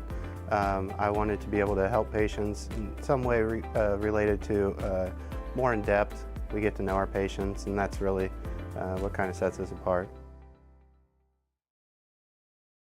I went through MDH when we were trying to get pregnant. My experience was nothing short of phenomenal. It was really reassuring and comforting knowing that I had so much support and kindness around me. My entire pregnancy at MDH was amazing.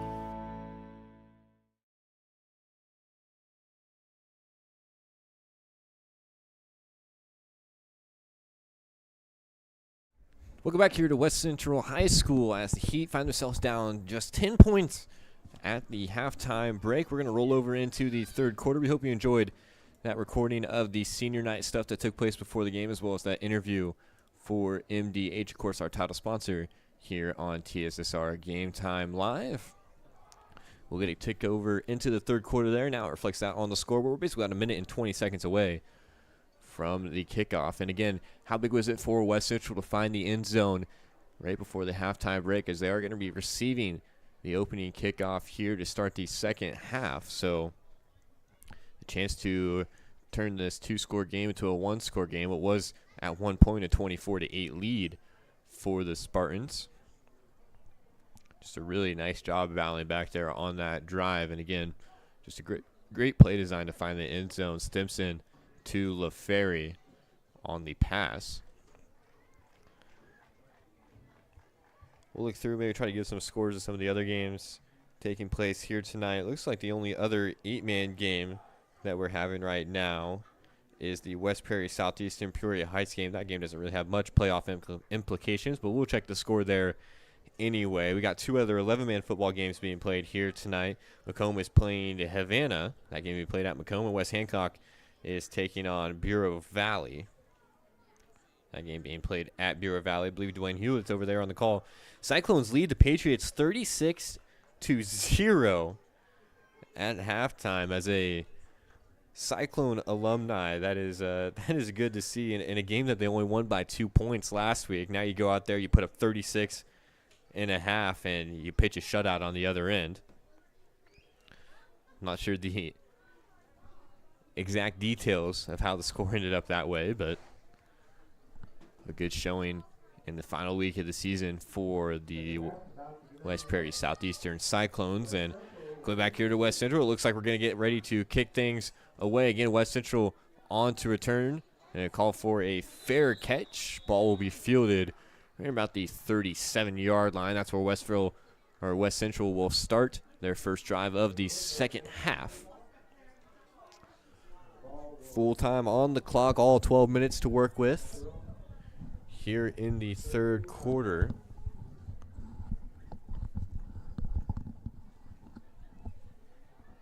Again, I think the temperature continues to drop here, as I guess one might expect, out in the middle of nowhere on a October night. And this will be our first penalty of the game. Actually, we had a penalty on the onside kick recovery, but this is our first penalty from scrimmage. It's going to be a false start on West Central. So that'll march them back 5 yards. Man, I can't believe, just thinking about it come out.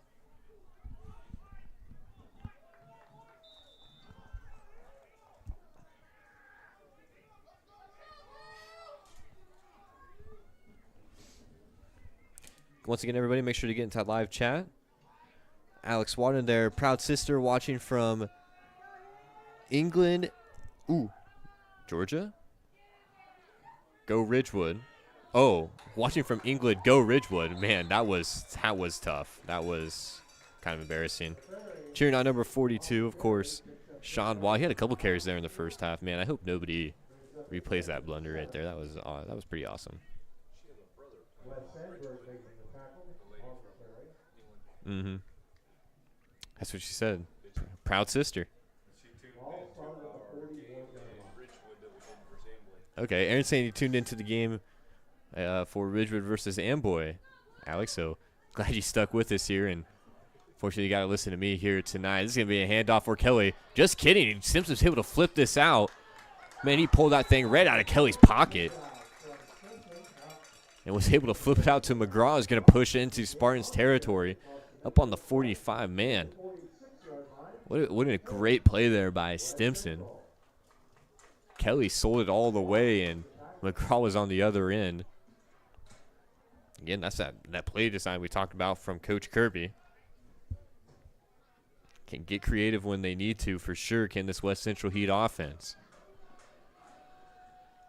24-14.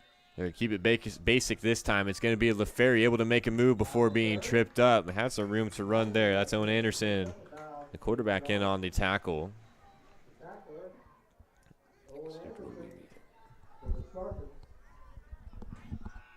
Third and second for the Heat. I'd call that basically about 3 yards to go. I got on the scoreboard as 2. That's a long 2. This is going to be a direct handoff. Just kidding. Yep. That's going to be Kelly. Thought Stimson kept it there for a second. Kelly's going to be brought up short, and he appears to be in a little bit of pain here. Does Kelly. We'll take a break as they will come and tend to Graham Kelly. You're listening to TSSR Game Time Live, presented by MDH. At Western Illinois University, leathernecks don't just blend in. Our purple stands out.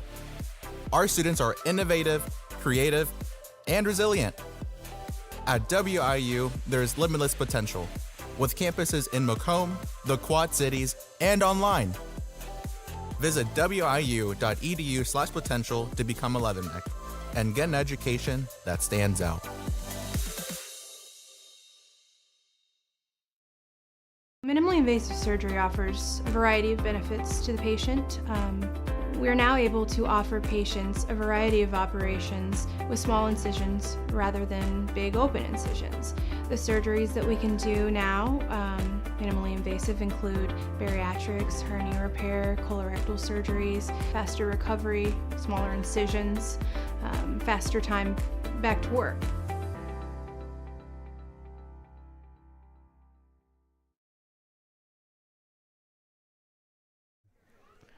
Back here at West Central, as you see Kelly there being helped off the field very slowly. Definitely a lot of good signs came up pulling. I believe it was his right knee. Yep, he's kind of hobbling off there on the field. Hopefully everything's all right. Definitely not what you want to see at any point in the season, but especially here in the last week of the regular season as West Central is looking to make a playoff run. For the Heat, the freshman Kelly had a big game the one time I've seen West Central this season. I guess this the second time I've seen West Central over in Peoria Heights. He had a nice night.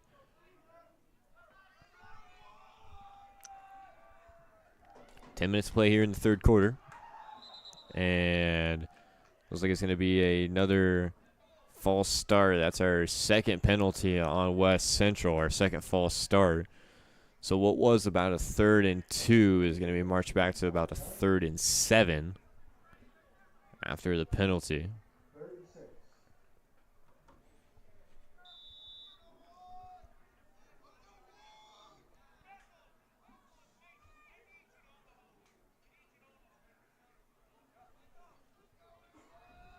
There we go. Clock starts to run. 9 minutes and 50 seconds. 3rd and it's about 6 or 7 for West Central. Stimpson's going to fake the handoff. He ends it around for LaFerry. So LaFerry's going to be short. It's going to set up a 4th down now for West Central. It's going to be 4th and short. LaFerry did all he could with that one, trying to pick up that 1st down. Just barely short.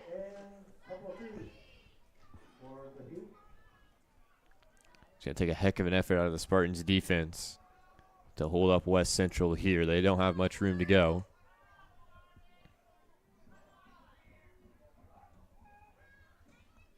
Stimpson will hand it off to LaFerry, and he's going to be brought up short. Excellent pursuit and coverage there by Ridgewood. Bethel was in on the stop as well as a couple other Spartans. And that's going to be a turnover on downs after West Central gets the kickoff to start off the second half. Ridgewood able to force the turnover.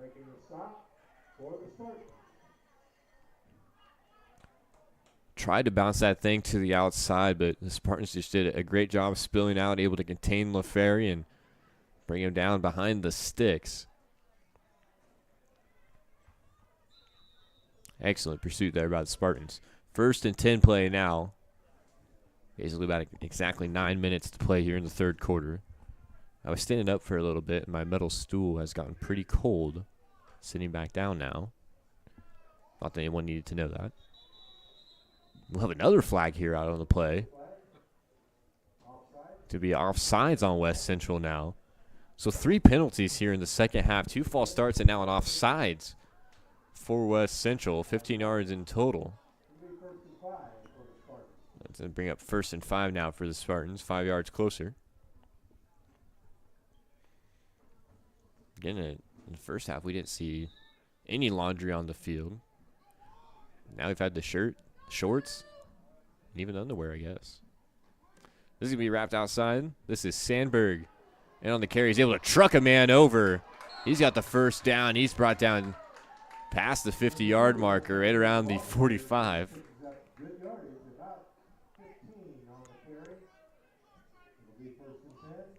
Huge run there by Sandberg.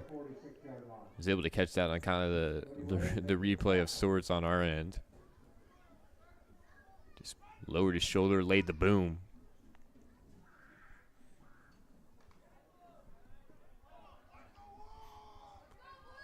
Ball spotted on the West Central 46. Anderson up under center. Is going to be a direct handoff for Sandberg once again. Pushing his way forward. He's going to pick up basically about 4 yards there, maybe. 2nd and 6 to come.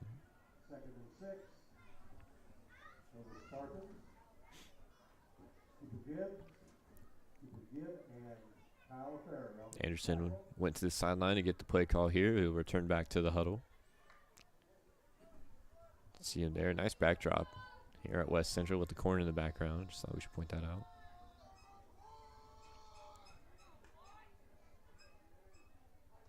Anderson hands it off. Sandberg has a gap, trying to split it out to the outside.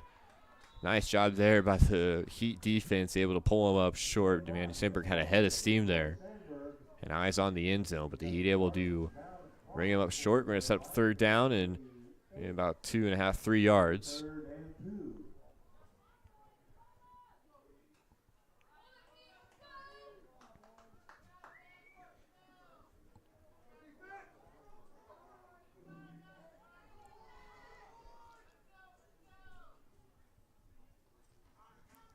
Anderson hands this one out. This is Franks on the carry. First time we called his name this half.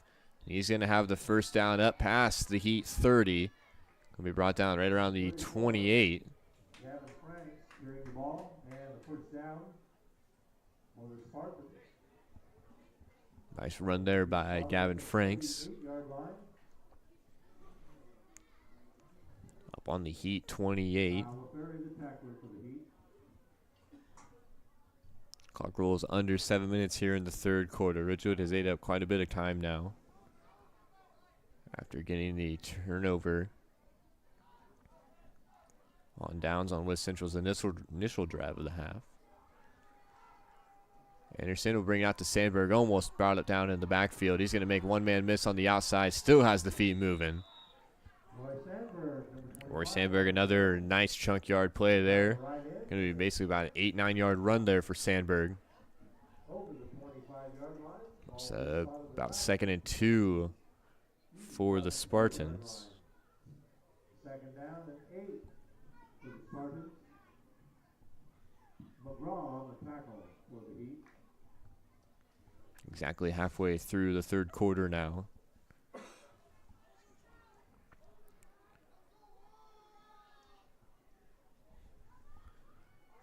Anderson, going to be another handoff for Sandberg. He splits the gap and is going to take a shoestring tackle at the end to keep him out of the end zone.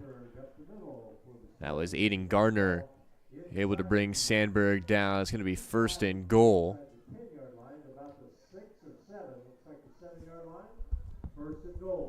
About 7 yards to go to the end zone for the Spartans. Again, they just very meticulously marched down the field after getting that turnover. And they don't have any ideas of stopping until they get that end zone. 1st and 7. 1st and goal, I should say. 7 yards to go. A game that the Spartans lead by 10. Anderson going to hand it off back to Roy Sandberg once again. He's going to be up past the 5 yard line, but it looks like it's going to be spotted right around the 4. Give about a 3 yard carry for Sandberg. Now over the 5, 4 yard line. 2nd and goal from the 4. Cooper Gibb making the tackle. 4 minutes and 50 seconds. Let's see where the Spartans go. They're going to go right back to Sandberg, believe it or not. He's going to push the pile forward. We got flags down here. This might be some sort of personal foul. Looked like one of the Spartans and Heat players were kind of wrapped up along the near side of the end zone. Sandberg came up just short on the run. So this could be a huge penalty. And set the Spartans are back quite a ways. Unless it gets charged to the Heat. We'll see which way they go. Could be go either. Personal foul, unnecessary roughness on the Spartans.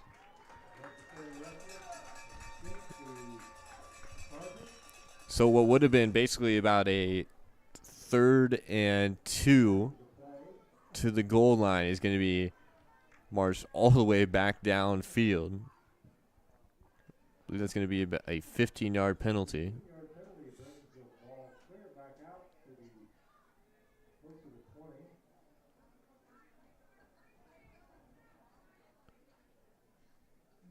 So we'll see where they mark this down exactly, but that's going to be 3rd down, 3rd and goal from the Heat 16. That's where this ball will be spotted at. So just came about a yard short on the run play for Sandberg. And then tack on the unnecessary roughness penalty. I didn't see who that was. I thought it was maybe number 51, Rowdy Beam. That picked up that penalty there. It's hard to tell. Anderson will fake the handoff. It's going to be an in-around out for Staley.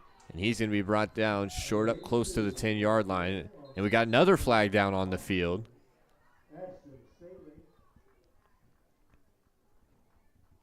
Pretty late on this flag as well. You see the official pointing West Central direction now. Maybe went helmet to helmet there. I couldn't quite tell. It wasn't after. The flag didn't really come out after the play.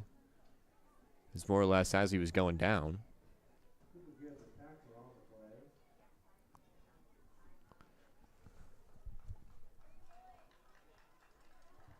Targeting is the call, yeah.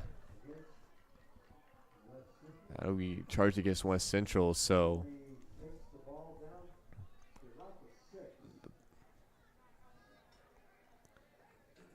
gonna pick up basically, give that about half the distance to the goal, it looks like. So it's gonna be basically about the 6. The run play went up close to the 10.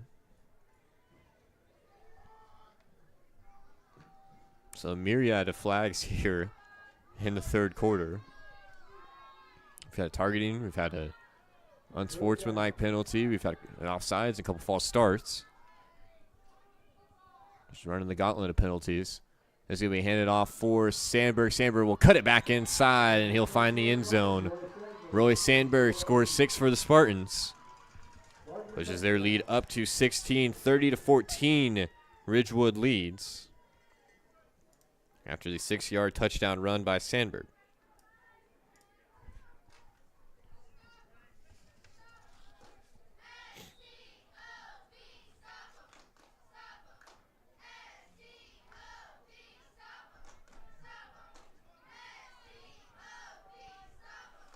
Spartans lined up to go for 2 once again. Touchdown comes at 3 minutes, 47 seconds. Anderson, he's going to go right back to his target, Sandberg, and he's going to pick up a block on the edge and walk virtually untouched into the end zone. A 2-point conversion is good. 32-14. The Spartans lead here in West Central. Touchdown 2-point conversion at 3 minutes and 47 seconds in the third quarter. You're listening to TSSR Game Time Live presented by MDH. We'll take a quick break. We'll be back with you in just one moment. At Western Illinois University, Leathernecks don't just blend in. Our purple stands out. Our students are innovative, creative, and resilient. At WIU, there's limitless potential, with campuses in Macomb, the Quad Cities, and online. Visit wiu.edu/potential to become a Leatherneck and get an education that stands out.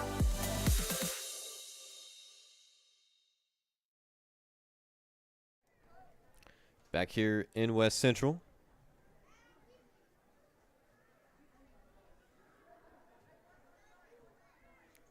After the Spartans touchdown, Heat will get the kickoff here.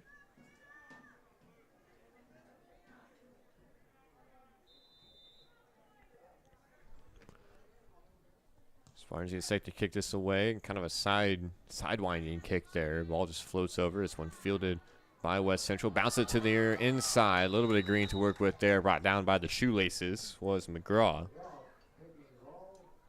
Going to be short of the 45. It's going to be in Heat territory.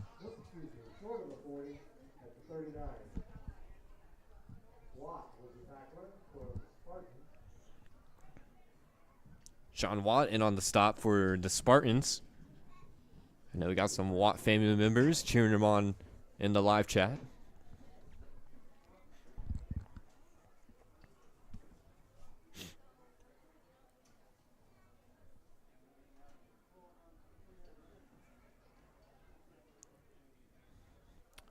So West Central looks like they're going to start this ball right about their own 42.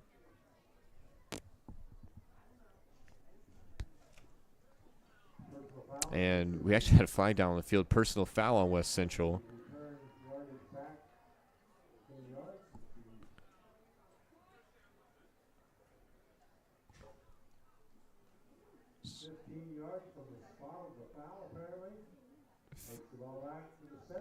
The PA announcer says 15 yards from the spot of the foul.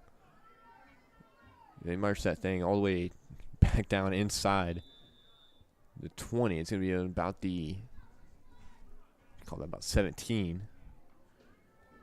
So definitely a lot more physical play here in the second half. These two teams starting to get a little chippy.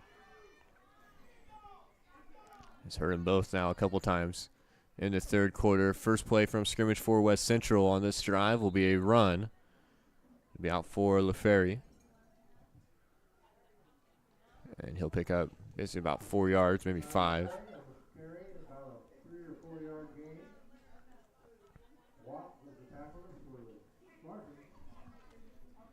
3 minutes and 20 seconds. Clock continues to run. Again, I want to appreciate everybody taking the time out of the night to listen and watch us here on TSSR. Again, we got playoff football right around the corner. Both of these teams should be in. Ridgewood definitely. West Central should. It just comes down to who they will be matched up with in the first round. We could see a repeat of this here in the opening round if some games go a different way.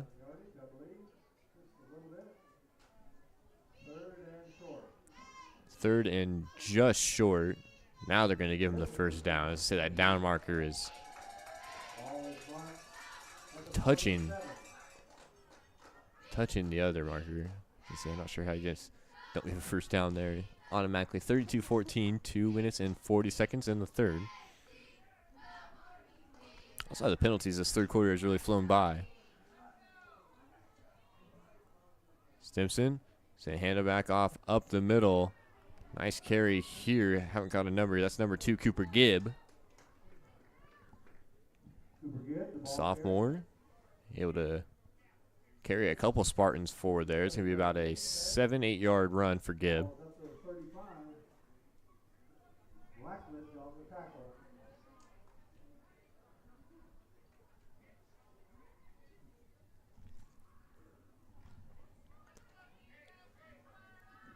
Second and 3 for West Central. Stimson. There'll be another handoff up the middle for Gibb. The pile will fall backwards. We'll see where they mark him down with the forward progress. Looks like he's going to have the first down. He sure will. First down run for Gibb. Just barely got there. Ball's going to be spotted at the 39 of the West Central Heat. So we approach a minute and 40 seconds left in the third quarter.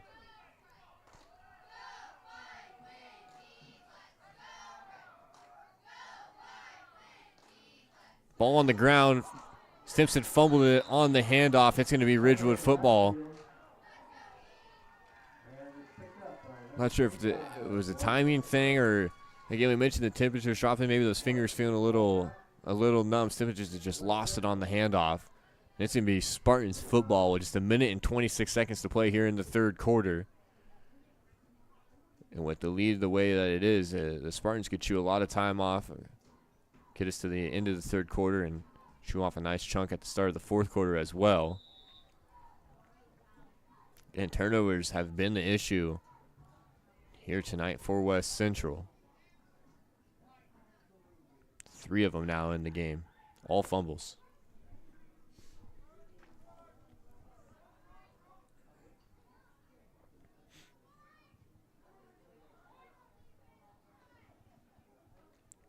Anderson. They hand it off up the middle. It's going to be about a 3 yard gain there for Franks. Second and 7 play coming after the run from Franks. That turnover, Ridgewood took over pretty deep into West Central territory. Ridgewood will call a timeout here. Their first of the half. We'll take a break as well. Listening to TSSR Game Time Live presented by MDH. We'll be back right after this.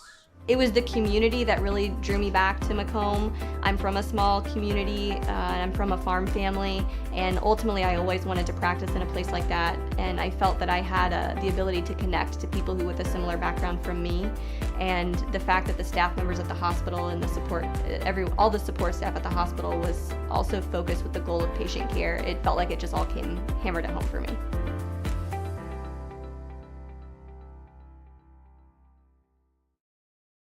Dry needling is where you insert a filiform needle into a muscle, a tendon, a ligament, sometimes a bone, and it promotes blood flow and circulation so that it heals that particular painful area.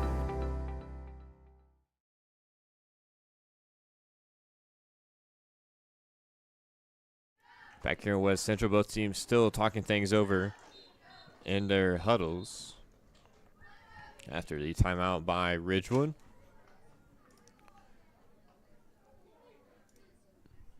Huddles will break. Minute and 4 seconds to play here in the third quarter. Ridgewood with the ball in West Central territory. Facing about the 36 of the Heat. A game that has really slowed down, thanks to due part to some of the penalties we've seen.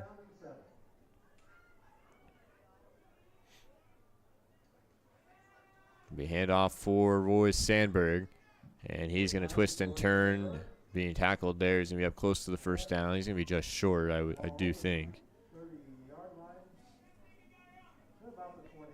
About a half yard short there on the run for Sandberg. Third down for the Spartans. Clock under a minute in the third quarter before we reach quarter number 4.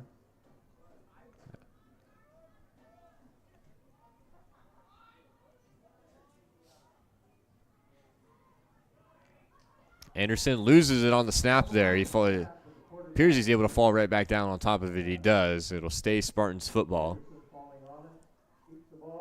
Could have been dangerous there for Ridgewood. Luckily, the ball took a Spartans bounce right back into the chest of Anderson.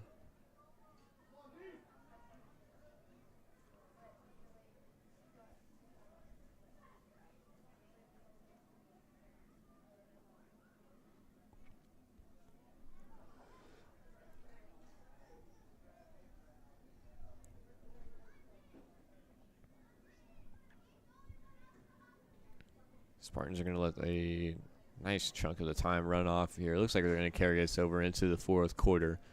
5, 4, 3, 2, 1. Horn will sound. That'll signify the end of quarter number 3. Spartans able to extend their lead 32-14 over West Central.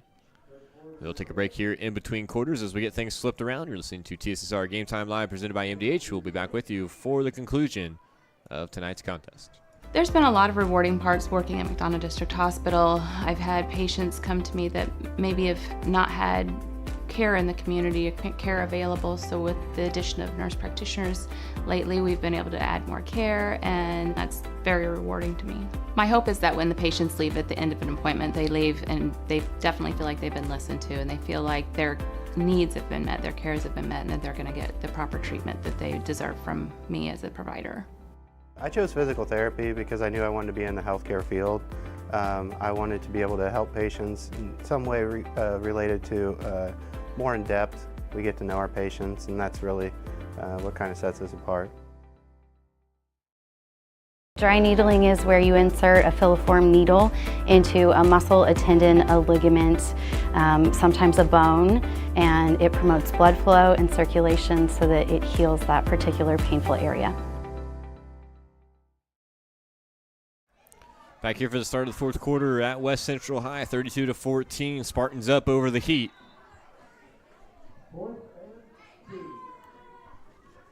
Fourth and 2 for the Spartans. Going to be a handoff for Sandberg. He's got the first down and more. One tackle to break. He's going to be close to the end zone, trying to get pushed out of bounds. Sandberg's able to keep the feet, and I do believe they're just short. Nope, it's going to be a touchdown. Touchdown run for Sandberg, and that really blows things open here in the fourth quarter.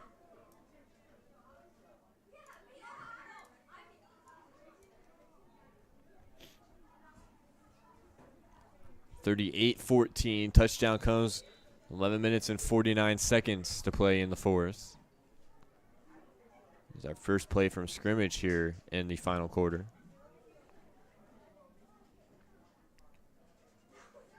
And Ridgewood will set to go. Try to extend this to a 26-point lead.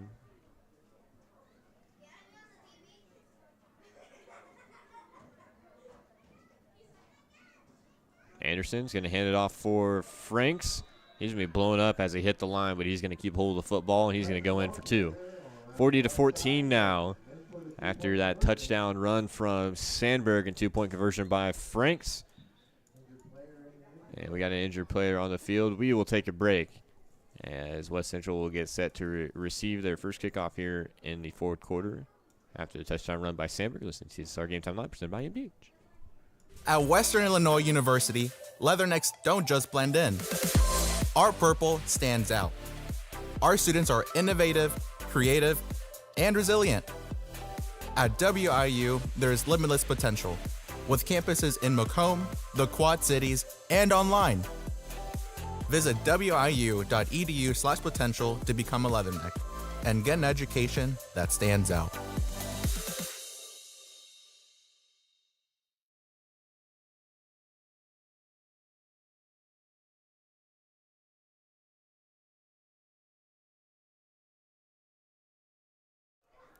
Back here at West Central High School, we got a couple of Heat fans on the screen right now. They wanted a little television time. Of course, now they're not looking, but you can see them there.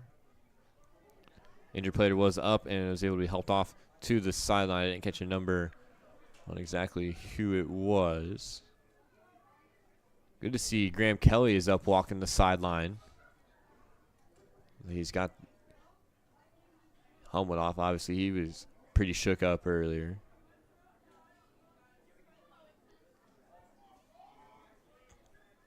I think the injured player was Cooper Gibb, number 2. He's being checked out on the sideline here now. I believe he was the one that kind of laid the boom there on Franks on that 2-point conversion. Maybe a little bit shook up after that.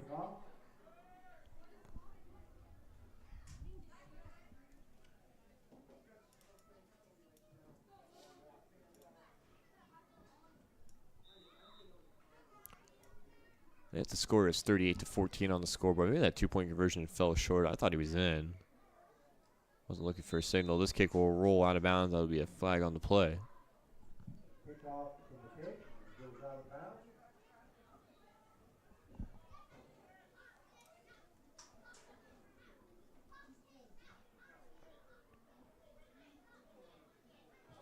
Ball comes out to the 35-yard line. West Central has the ball, first and 10, their own 35.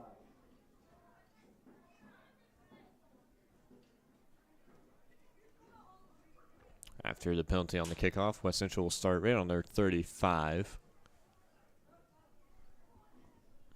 Still 38-14 on the scoreboard. Man, I thought Franks got in on that last play for the 2-point conversion. Apparently, he must have been just short.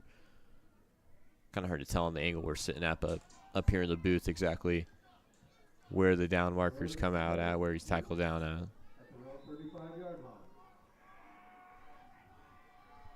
On their own 35, 11 minutes and 49 seconds. Stimson's going to hand it off. Get wrapped around to the outside. He's going to be swallowed up there. Falls to the ground. It's going to be a gain for the Heat. And LaFerry picked up about 2 there. Short gain.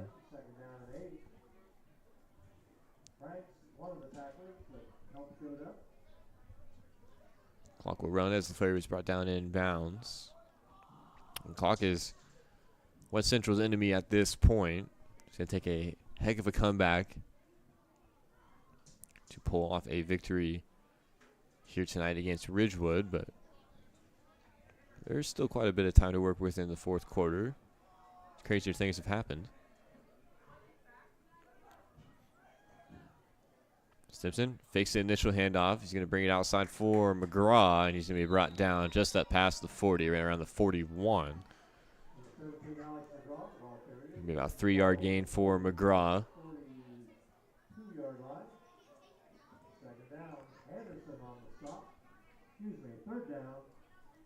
Third down. Owen Anderson in on the tackle, able to wrap up McGraw and bring him out of bounds.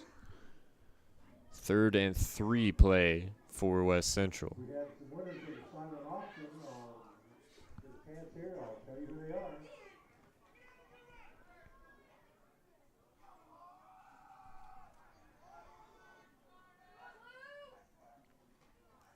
Stimson rips this one around. Oh, high tackle this time by Sandberg. Had McGraw. Looked like he wrapped up around the neck. He's brought down hard. Good to see McGraw's okay. It was like A clothesline almost by Sandberg. Probably got him more in the chest than up in the neck, I would say. But either way, it's going to be 4th and 2 for West Central.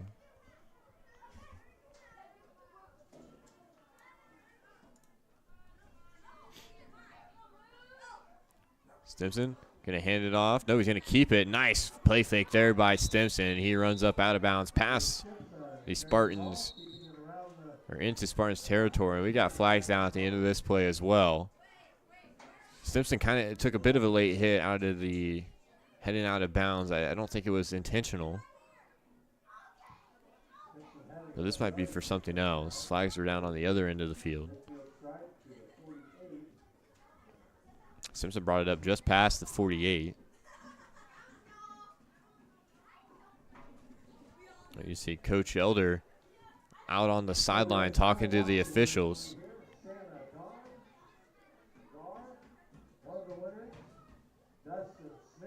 See Elder pretty heated there on the sideline. It'd be off. Be a penalty charge to Ridgewood. So that's going to extend that run for Stimson. It's going to be a personal foul. It would go for about 15 more yards.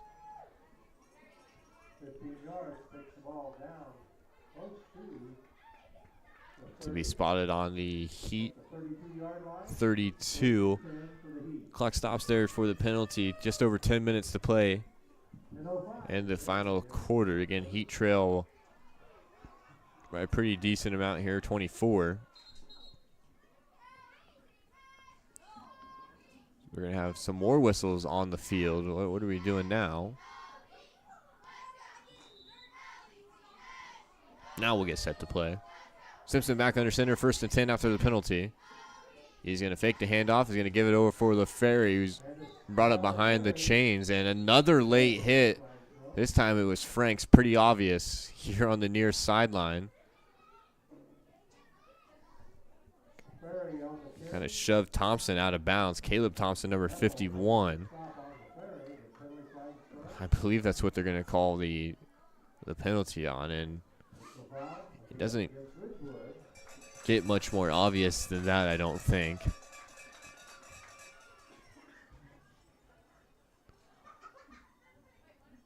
Just don't understand that in a game that you're leading by 24, picking up these personal fouls. We've seen 3 or 4 of them now on Ridgewood.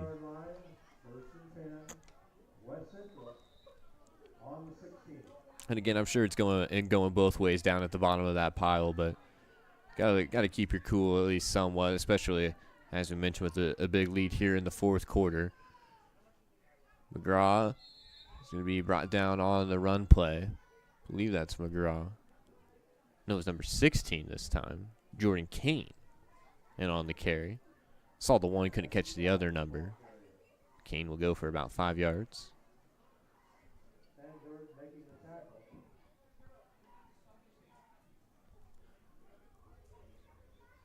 Nine minutes and 20 seconds.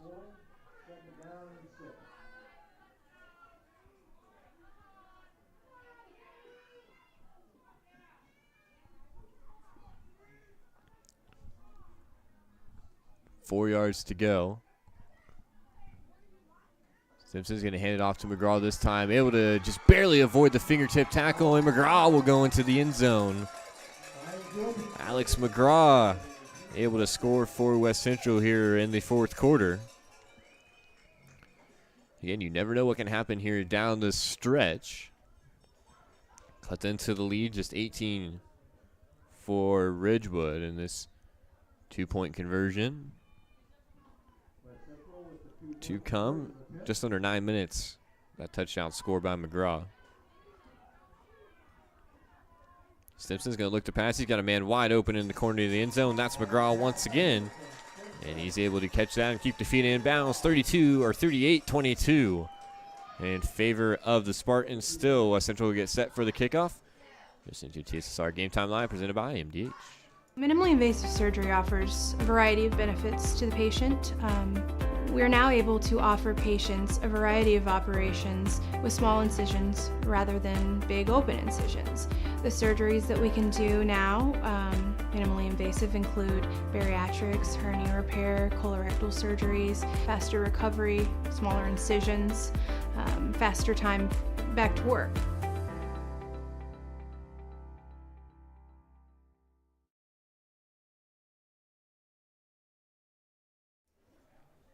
Back here in TSSR Game Time Live. Spartans leading 38-22 after the touchdown from Alex McGraw. In just under 9 minutes to play here in the final quarter.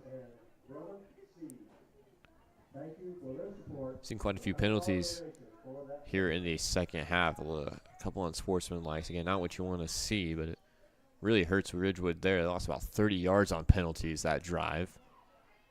This ball's going to be fielded and up on the slide. Will down it. It's Hayden McCleary-Larson, number 11. And on the kickoff return, haven't called his name yet tonight. Make sure he gets a little airtime there for that nice return.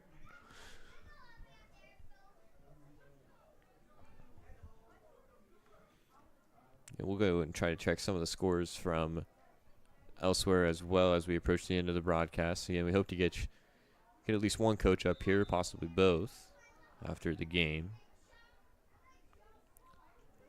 Milledgeville game is now live.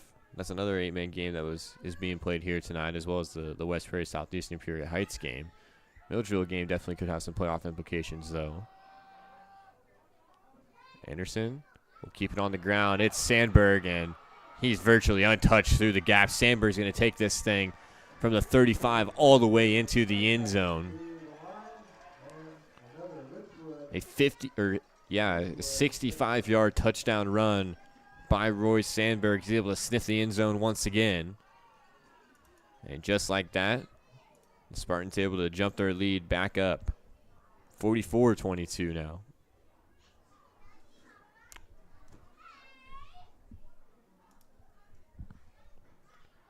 (46-22). Either I missed getting on the scoreboard or they added that 2-point conversion I was questioning earlier. So 46-22, that's the score, at least according to the scoreboard. That's what we'll go by.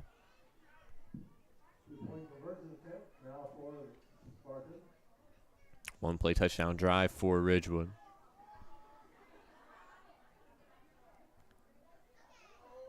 Anderson up under center. He's going to hand it off for Franks, and he'll be good on the 2-point conversion. We will take another break here after the touchdown. 8 minutes and 44 seconds. Not much time off the clock there. 48-22 in favor of Ridgewood. Listening to TSSR Game Time Live, presented by MDH. You will get the opportunity to see so many different things that if you worked at a bigger hospital, you may not be able to see. You know, work is not just about the job, it's also about the people that work alongside you. And we have the best teamwork. They're like a second family. Sometimes you can't get that feeling other places. I went through MDH when we were trying to get pregnant. My experience was nothing short of phenomenal. It was really reassuring and comforting knowing that I had so much support and kindness around me. My entire pregnancy at MDH was amazing.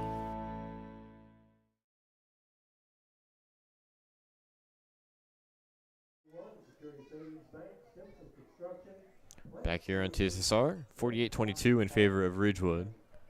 8 minutes and 44 seconds, not even halfway through the fourth quarter yet.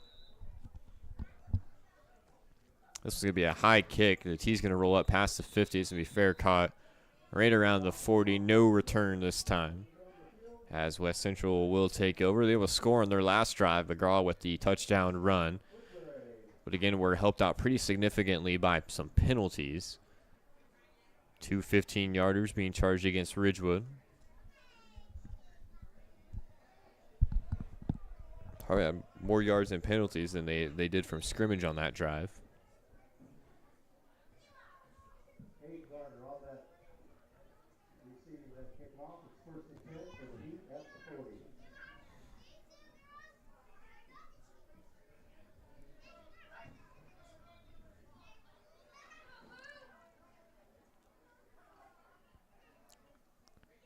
Simpson's going to hand this one up around the outside. This is LaFerre. He's brought down kind of awkwardly there.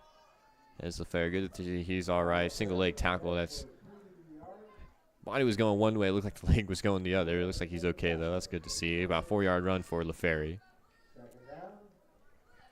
Definitely a little bit awkward going down there.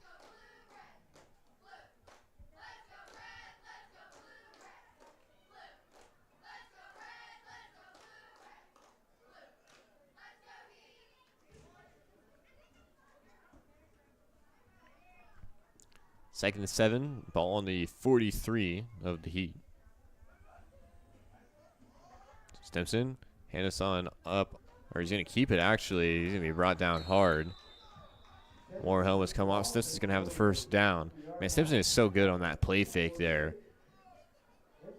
Looks like he's giving it to him, giving it to him, giving it to him, and he just rips it right out. He's had me lost a couple times here tonight. We had that up in Galva as well on one of those play action plays where we didn't know where the ball went. The rest didn't know where the ball went.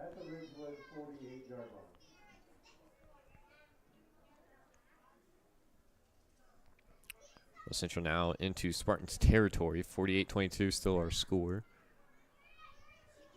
Clock rolls under 7:30.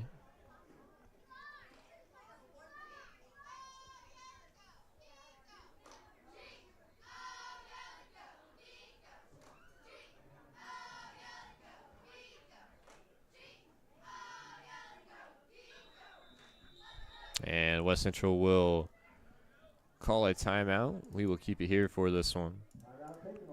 Thank some of our sponsors. If I can get scrolled back to the top of the list here.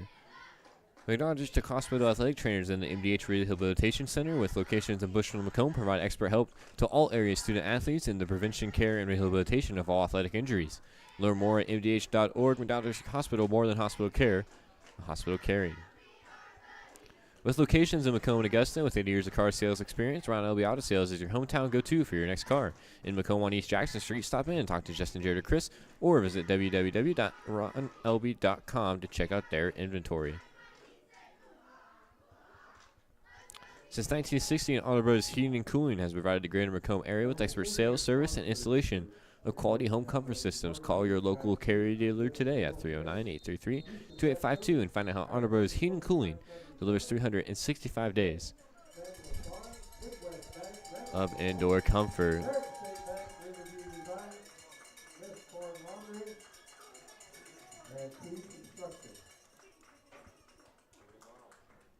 So it looks like Coach Kirby will pull his seniors. Definitely put in a long night's work in a tough game. The Heater, it appears that they will lose. And he was 6-0 at one point this season, but just a really tough go of it here down the stretch.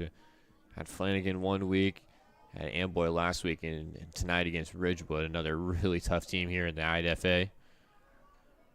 Big round of applause for the seniors as they came off the field as well.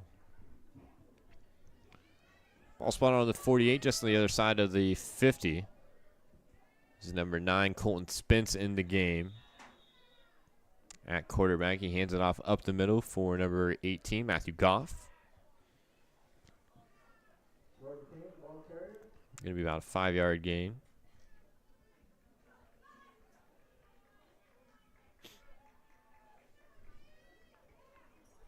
Spence, the freshman, in back there at quarterback, number 9.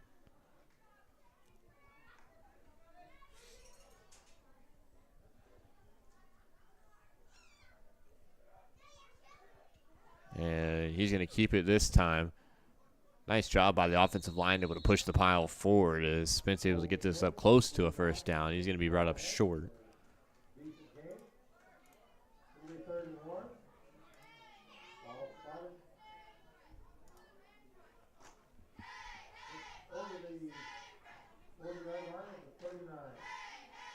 Short by about half a yard, maybe quarter of a yard, if that.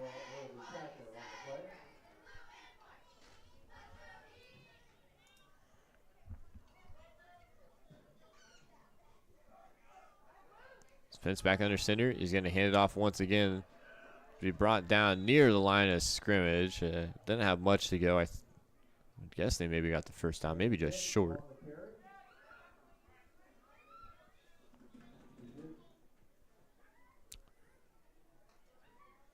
They are going to say first down heat.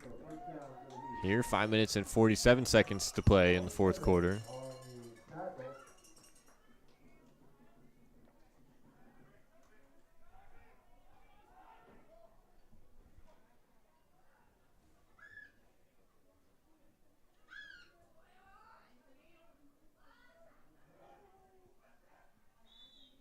As this play is going to be blown dead, false start for West Central. Again, you got kind of some fresh faces out there, just getting into the flow of the offense. Be a little troublesome at times. See the 5-yard penalty there.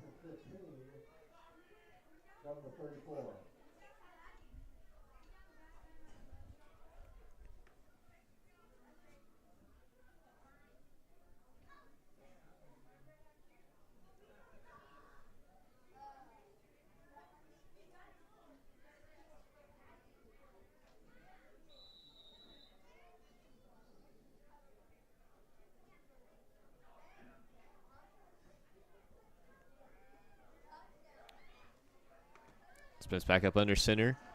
It's going to be a handoff to the outside. Had a kind of number there. Looks like number 52 on the carry. Jeremy Ford, the kicker. He's been kicking the ball here tonight, getting some touch there at the halfback position. He's able to pick up about 7 there on the carry. So it brings it from about first to 15 to a 3rd and 8.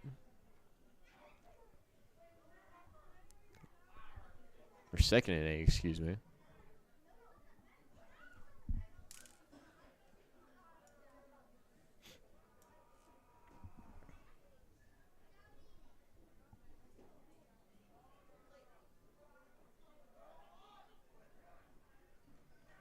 So it's up under center. Nice play fake there once again. This is number 11 on the carry, Aiden Gardner. He took the kickoff back for a touchdown, and he's still rolling down the field. He's going to get close to the 20. Nice run there by Aiden Gardner.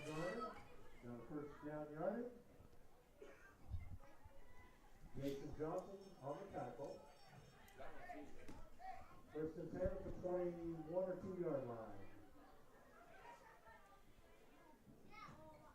4 minutes remaining in the game.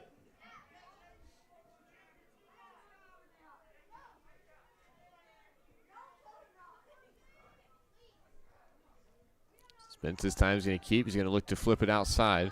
There's going to be a lot of room to run here for Gardner once again. He's pushed out of bounds. Clock will stop 3 minutes, 48 seconds.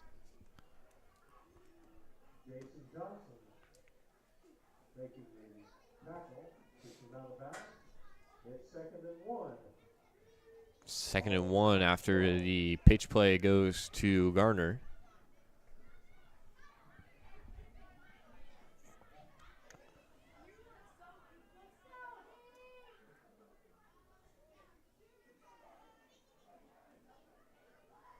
Spence is going to hand off back over for Ford. Ford will break a tackle and he'll find the end zone.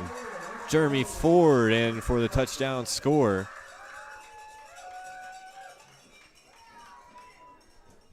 Pending a 2-point conversion, could be faced with an 18-point game. Again, short time through just 3 minutes and 40 seconds.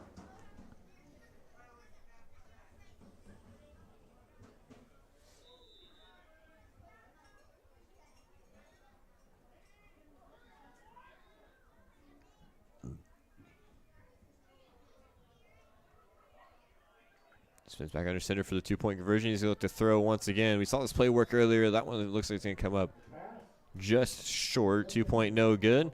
It'll remain a 20-point lead for Ridgewood. 48-28, 3 minutes, 42 seconds to play here in the fourth. We'll take a break and be back with you right after this. At Western Illinois University, leathernecks don't just blend in.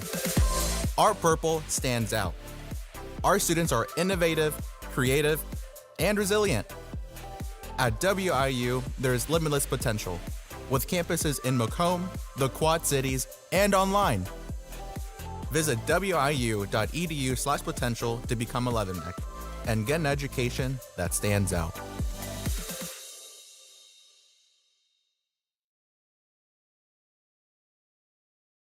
I went through MDH when we were trying to get pregnant. My experience was nothing short of phenomenal. It was really reassuring and comforting knowing that I had so much support and kindness around me. My entire pregnancy at MDH was amazing.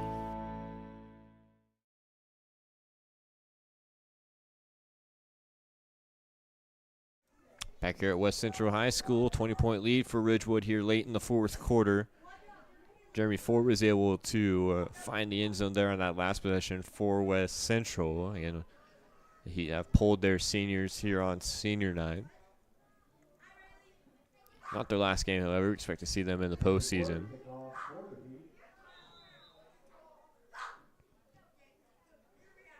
This one bounces up. It's going to be fielded deep into the backfield. Clock will start to run. There's number 11 on the return. Hayden McCleary Larson. Called his name a little bit earlier on. Gets another return there. Again, we expect Ridgewood to drain as much time off the clock as they can on this drive.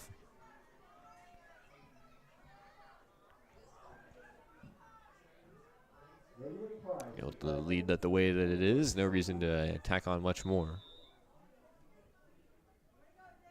But we'll see what happens.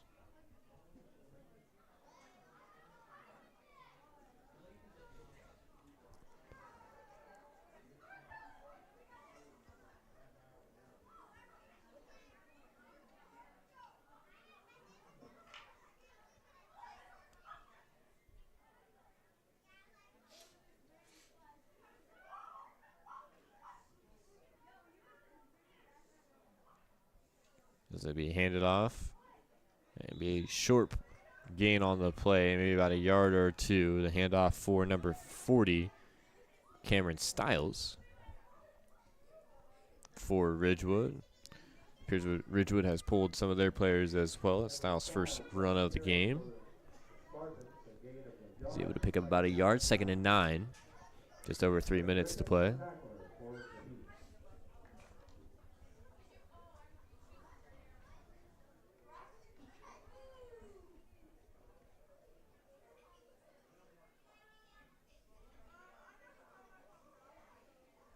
This one's going to be flipped around out for number 5, Byron Couture. We're tackled right down around the midfield line. Actually, the market's going to be right on that line, right at the 50. Third down, right at the midfield stripe. 3rd and 7.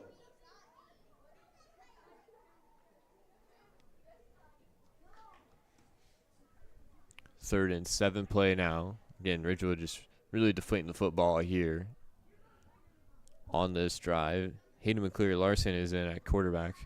So we should mention that there. Number 11. He's a couple nice returns. He gets a touch at quarterback. This one could be going all the way. That's Byron Couture. He's able to be brought down inside the 30. Nice run there by Couture. Hayden Gardner in on the stop for West Central.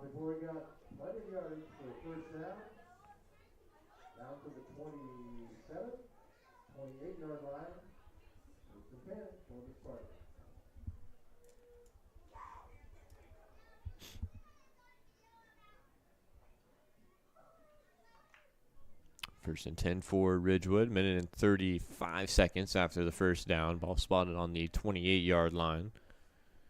Again, McCleary Larson up under center now. It's going to be a direct handoff for number 44. That's Lane Lawson, and Lawson will run into the end zone. Touchdown for Lawson and Spartans here late in the fourth quarter. 54-28 now the score. Spartans put up a crooked number here tonight against West Central. Again, this Heat team is definitely no slouch. Started off the season 6-0. Have kind of slid here recently, but they played a nice step up in competition, and Ridgewood is really putting it on them here tonight. 54-28. This will be another handoff for Lawson.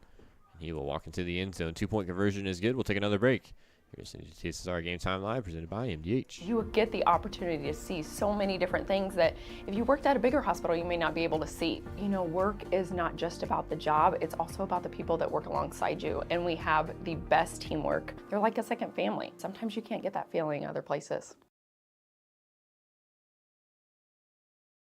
I went through MDH when we were trying to get pregnant. My experience was nothing short of phenomenal. It was really reassuring and comforting knowing that I had so much support and kindness around me. My entire pregnancy at MDH was amazing.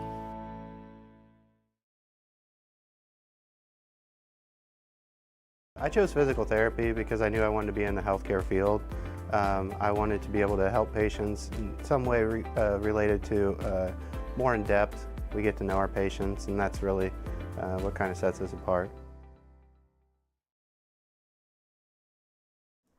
Back here in West Central, 56-28 after the touchdown run for Lane Lawson, number 44. Minute and 22 seconds to play here.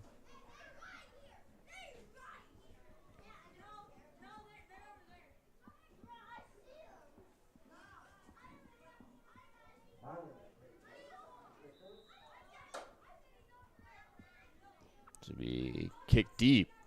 About the deepest kick we've seen all night from Ridgewood. This is number 11 on the return, Aiden Gardner. He took one back earlier on, and he will be tripped up right around the 40. That's where the Heat will take over on what will more likely be the last drive of the game for either side, I would assume.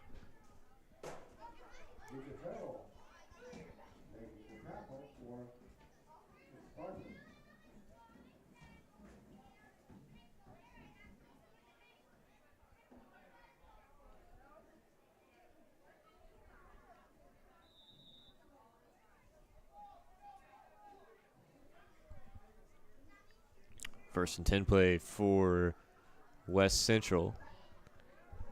This will be handed off out for Ford. And Ford's going to have another nice carry. Couple nice carries tonight for Jeremy Ford. Again, he handled a lot of the kicking duties. Now late in this game, he's able to get his hands on the football, able to do something with it there. 1 minute and 7 seconds now. Ball up past the Spartans 40. Clock now starts to run.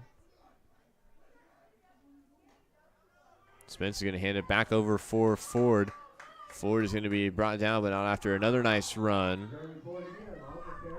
About a 15-yard run there for Ford.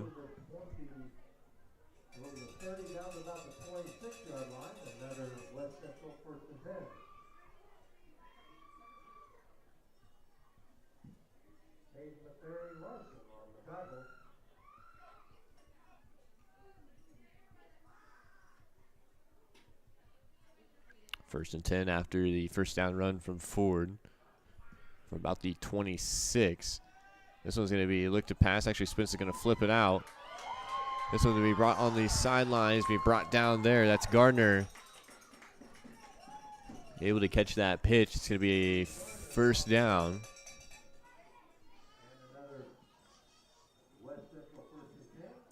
The first down, he's going to be just outside the 10-yard line. It's going to be about 1st and 11. Pretty close to the end zone here.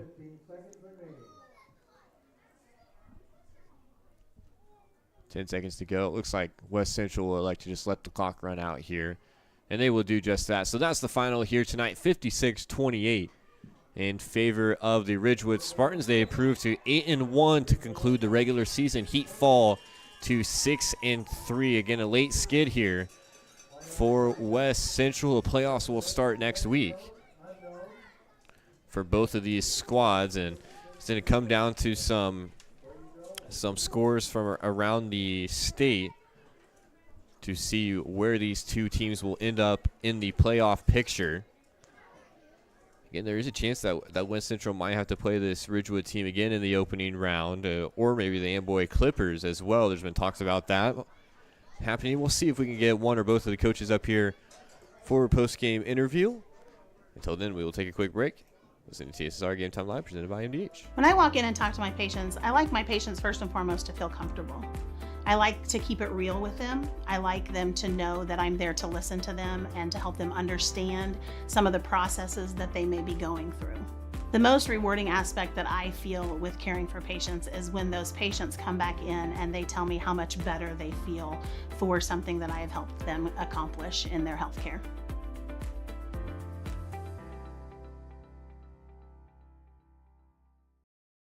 There's been a lot of rewarding parts working at McDonough District Hospital. I've had patients come to me that maybe have not had care in the community, care available, so with the addition of nurse practitioners lately, we've been able to add more care, and that's very rewarding to me. My hope is that when the patients leave at the end of an appointment, they leave and they definitely feel like they've been listened to, and they feel like their needs have been met, their cares have been met, and that they're going to get the proper treatment that they deserve from me as a provider. When I walk in and talk to my patients, I like my patients first and foremost to feel comfortable. I like to keep it real with them. I like them to know that I'm there to listen to them and to help them understand some of the processes that they may be going through. The most rewarding aspect that I feel with caring for patients is when those patients come back in and they tell me how much better they feel for something that I have helped them accomplish in their healthcare.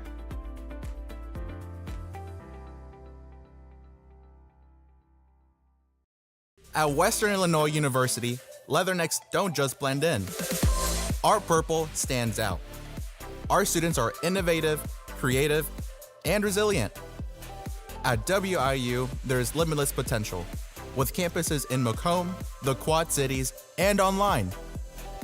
Visit wiu.edu/potential to become a leatherneck and get an education that stands out.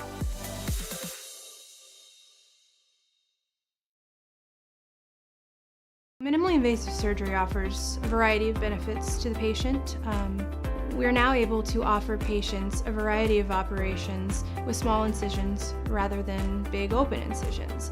The surgeries that we can do now, minimally invasive, include bariatrics, hernia repair, colorectal surgeries, faster recovery, smaller incisions, faster time back to work.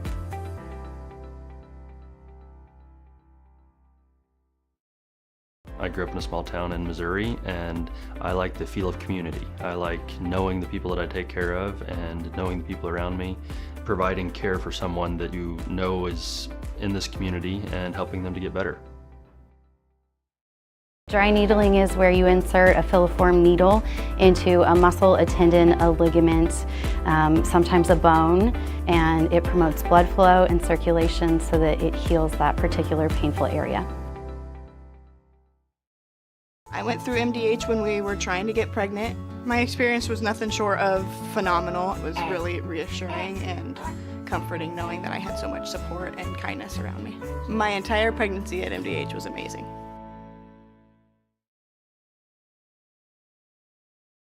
You get the opportunity to see so many different things that if you worked at a bigger hospital, you may not be able to see. You know, work is not just about the job, it's also about the people that work alongside you, and we have the best teamwork. They're like a second family. Sometimes you can't get that feeling other places.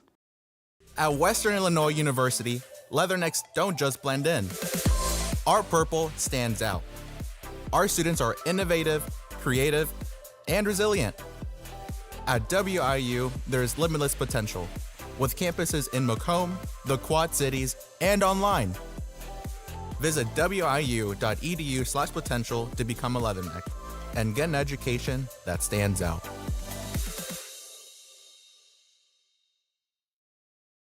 Minimally invasive surgery offers a variety of benefits to the patient. We are now able to offer patients a variety of operations with small incisions rather than big open incisions. The surgeries that we can do now, minimally invasive, include bariatrics, hernia repair, colorectal surgeries, faster recovery, smaller incisions, faster time back to work.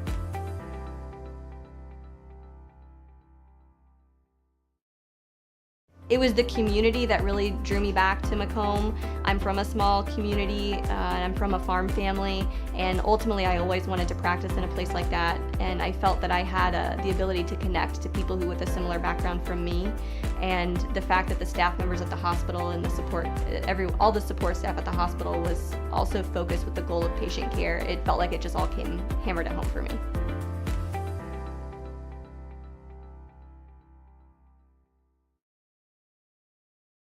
When I walk in and talk to my patients, I like my patients first and foremost to feel comfortable.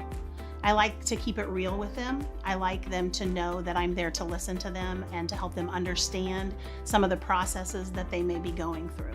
The most rewarding aspect that I feel with caring for patients is when those patients come back in and they tell me how much better they feel for something that I have helped them accomplish in their healthcare.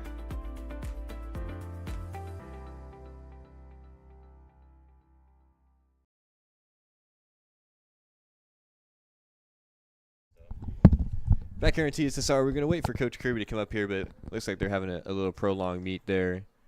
Of course, it is senior night as those seniors getting ready and geared up for the postseason. So we'll go ahead and conclude things. West Central falls to 6-3 on the season. Ridgewood improves to 8-1.